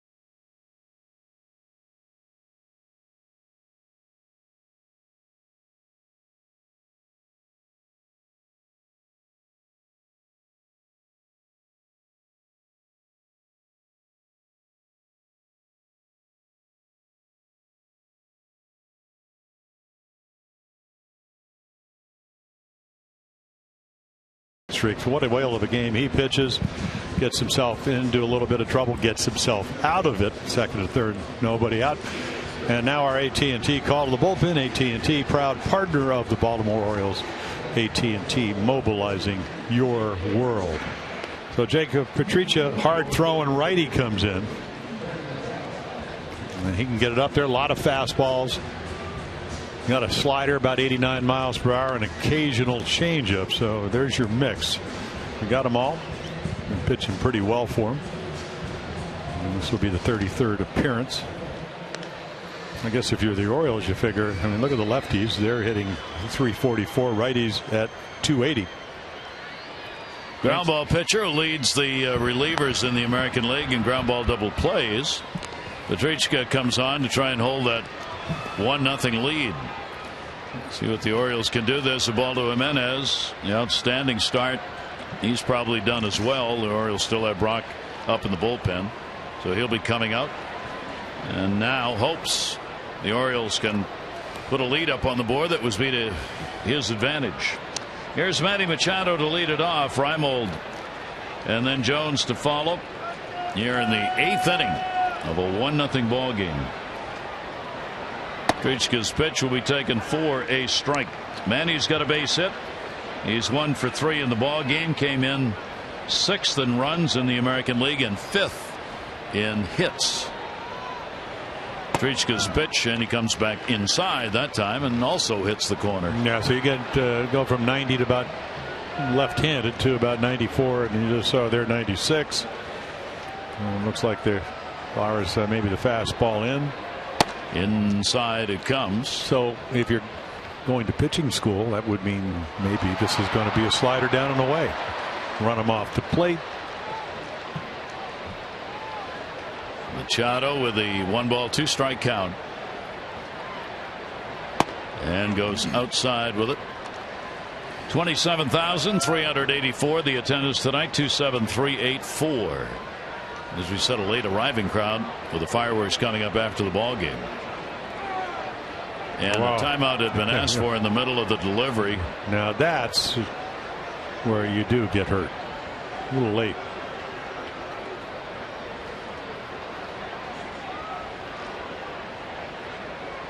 Something said by Ted Barrett to Manny Machado as he stepped out of the batter's box, but he did get the timeout.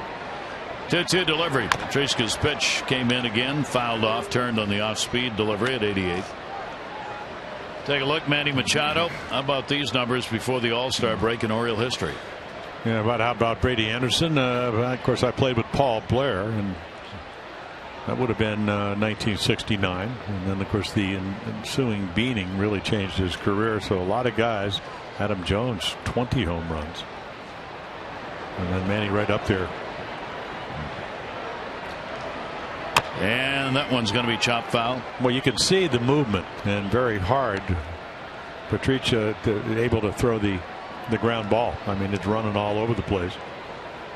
He got some experience as a closer last year, 14 of them. Had a blown save recently, but not his job. His job's to try and set it up. Opponent's only 213 off him here in this ballpark. And Manny Machado fighting to get on base. 2-ball, 2-strike count. He really, last year because of injuries, he was in 67 games, and ERA, under 3 runs a game. So if you're not closing the 9th, you're closing the 8th. Yeah, that's what the guys that get the holds do. He's got a 2-2 on Manny, and Machado will take it inside. So Patricia goes full on the first batter faced, and has already had to throw 8 pitches to Manny Machado. And they're all fastballs, and he doesn't want to walk them.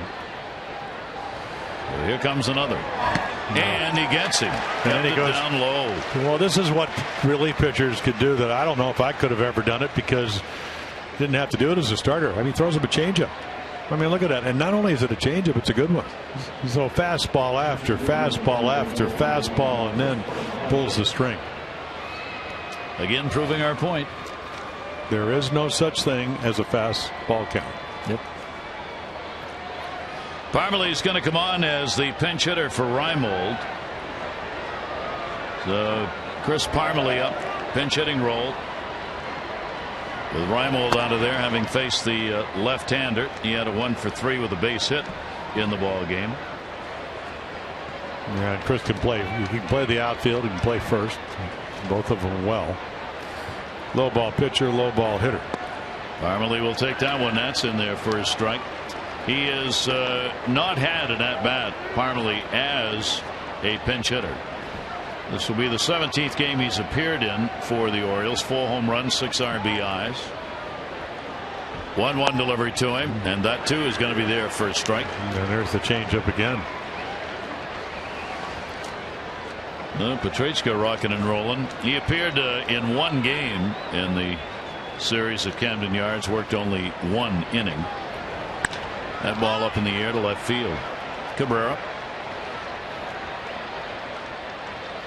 Did a lot of running around on that, didn't he? He got it. Well, he certainly didn't take a routine ball and make it look routine. He's looking like he may have. He's looking up like he had struggled with that one. He's talking to Eaton, his center fielder. Oh, wait a minute. It's a concert. Hayes. There, I think. Yep. Windy City makes the catch. It's a good one. So 2 down. Here's Adam Jones. Adam's 0 for 3 in the ball game. It's the right-hander this time, and the fastball will be taken inside for a ball. Red Brock's going to be coming on for the Orioles. He continues taking his warm-up tosses in the bullpen. And Adam goes after it big time and fouls the bat. A mighty cut on that one. Talking to himself or the home plate umpire, or anybody who'll listen for that matter. He wanted that pitch and couldn't drive it.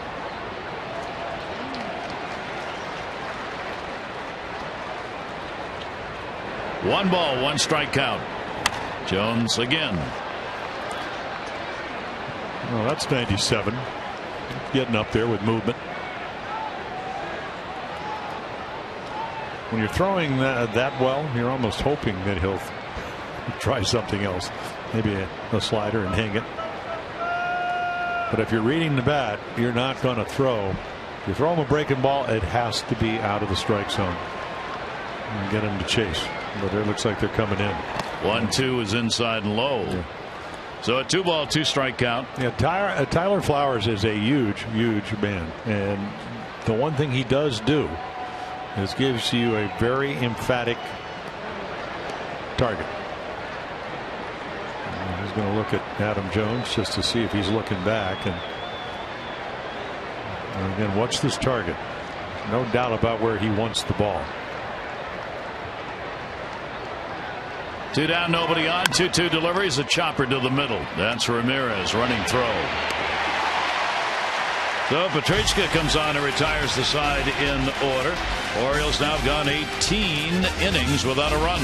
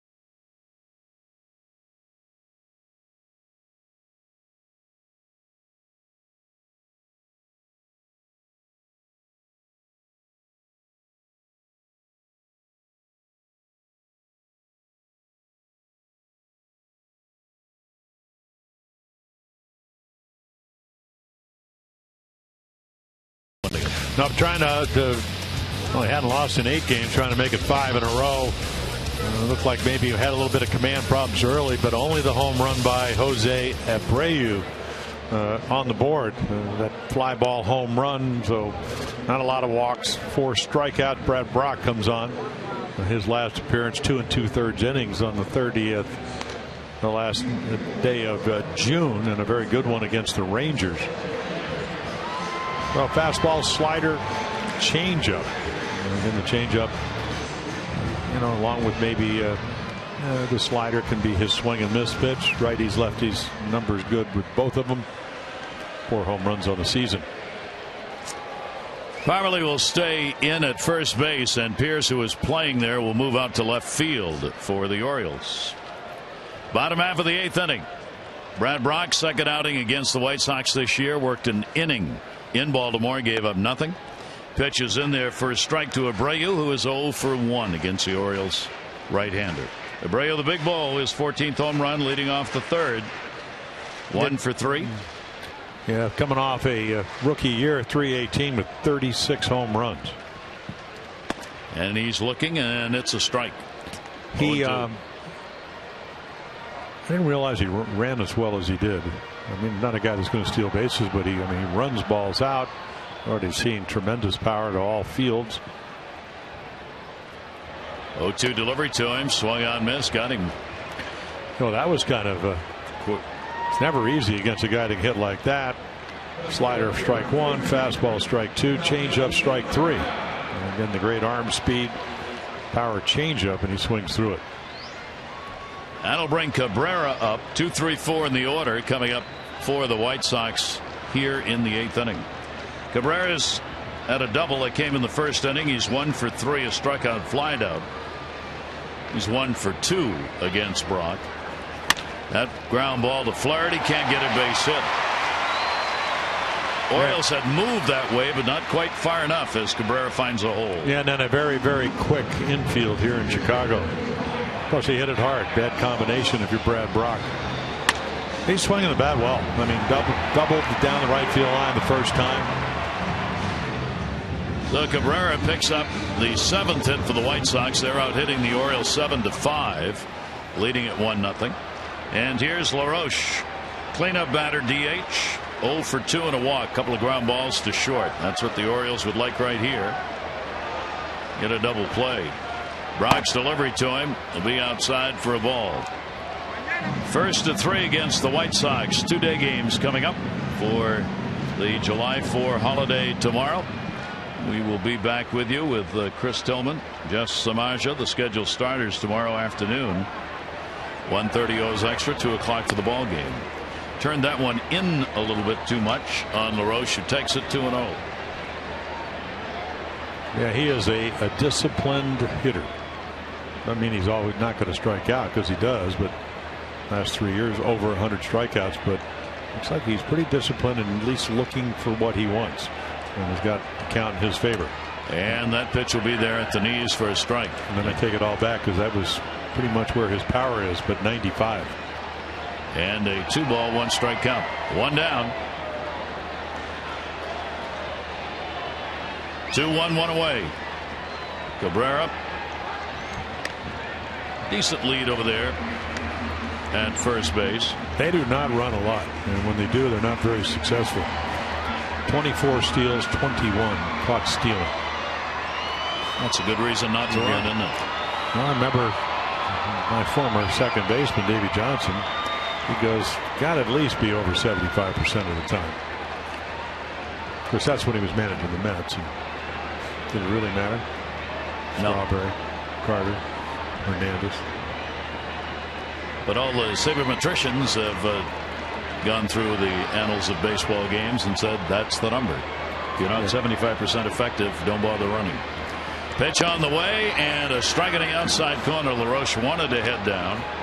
He won't, and it goes to 3-2. Darryl Boston, first base coach, talking with his runner now.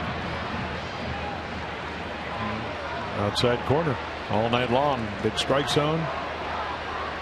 Pitchers have taken advantage of it. 3-2, see if he does. He runs into the glove. Whoa, what a stop made in the play at first base, as Cabrera was all the way down to second. Double play, no runs, 1 hit, no errors, nobody left on base. We go to the 9th. The White Sox have a 1-0 lead. Wieters will lead it off for the Orioles.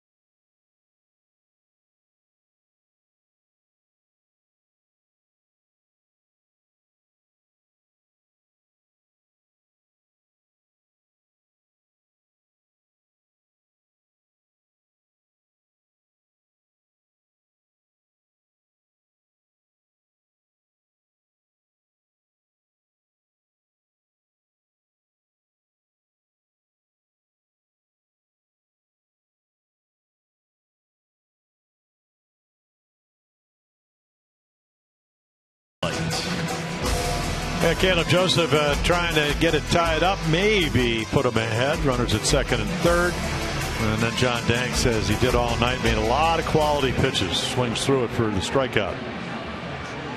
Now with a 1-0 lead, 9th inning. The White Sox are trying to do what Texas did yesterday, and that's shut out the Orioles. Well, Dave Robertson comes on. You're an Oriole fan. You've seen him with another uniform on, first year with the White Sox.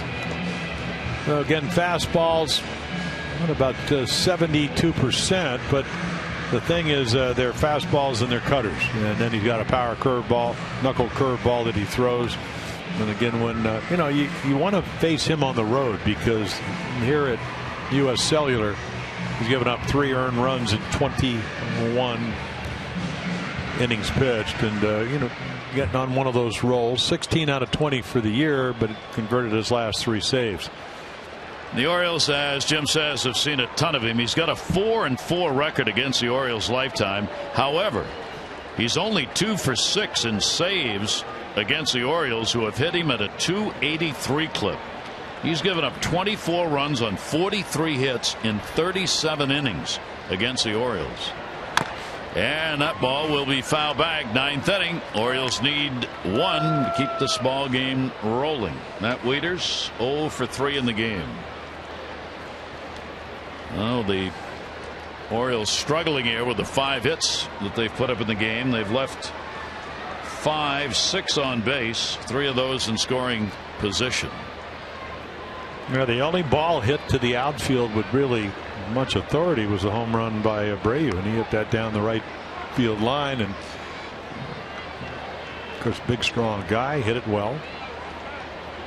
Seems what balls are going to carry would go to right center field.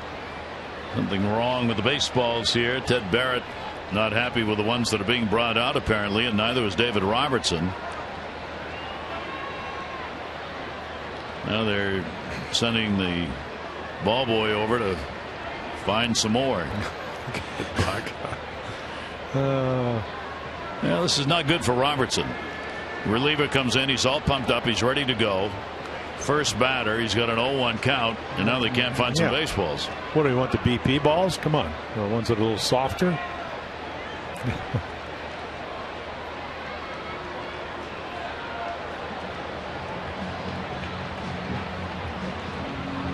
Well, amazing. Let's see, you got a 1-0 game, been 12 hits, only 1 run scored, and the balls aren't good. I mean, they're looking for something in particular about those baseballs, obviously. League will want to know what that's all about before tomorrow's games.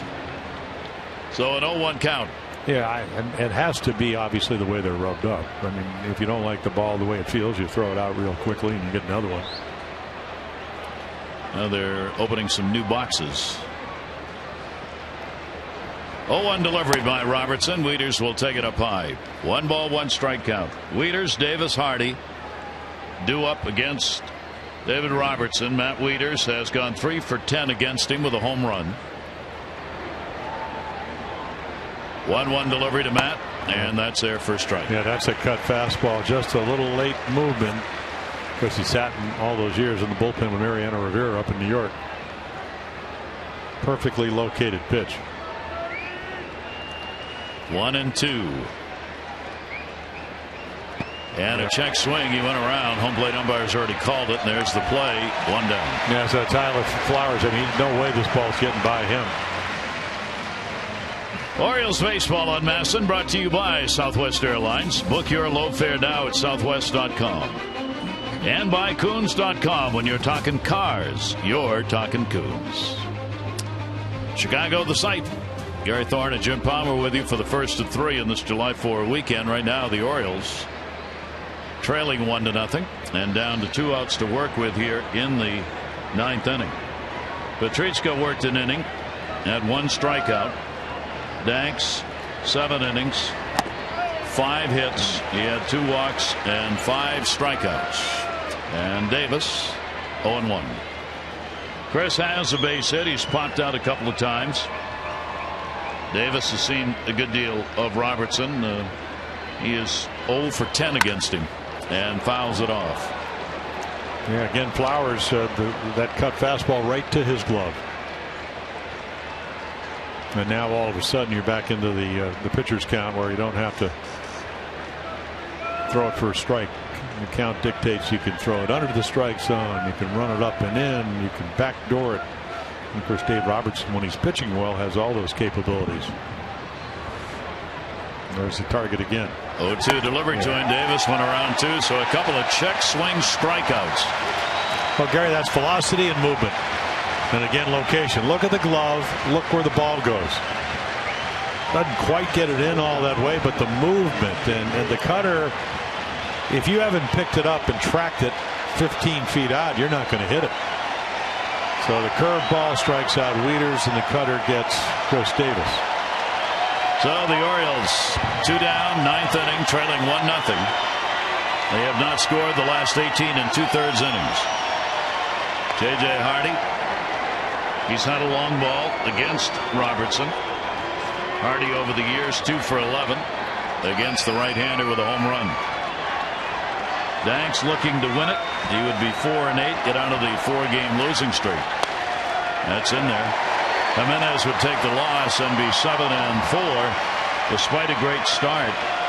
Not over yet. Now Ubaldo came in not having lost in the last 8 ball games, winning 4 and 4 no decisions in the last 8 starts. 1-1 pitch to Hardy will be fouled away. So as we told you, the White Sox starters are continuing the run they're having here at home. Over the last 9 games now, their ERA is below 1.7.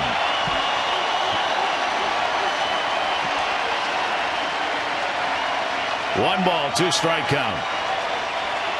J.J. Hardy will take it away. Yeah, and again, this is not any ill reflection on Ted Barrett, but the strike zone's been big. It's been consistent. So if you're J.J. Hardy, the last thing you want to have happen is have the bat on your shoulder. So you'll expand it a little bit.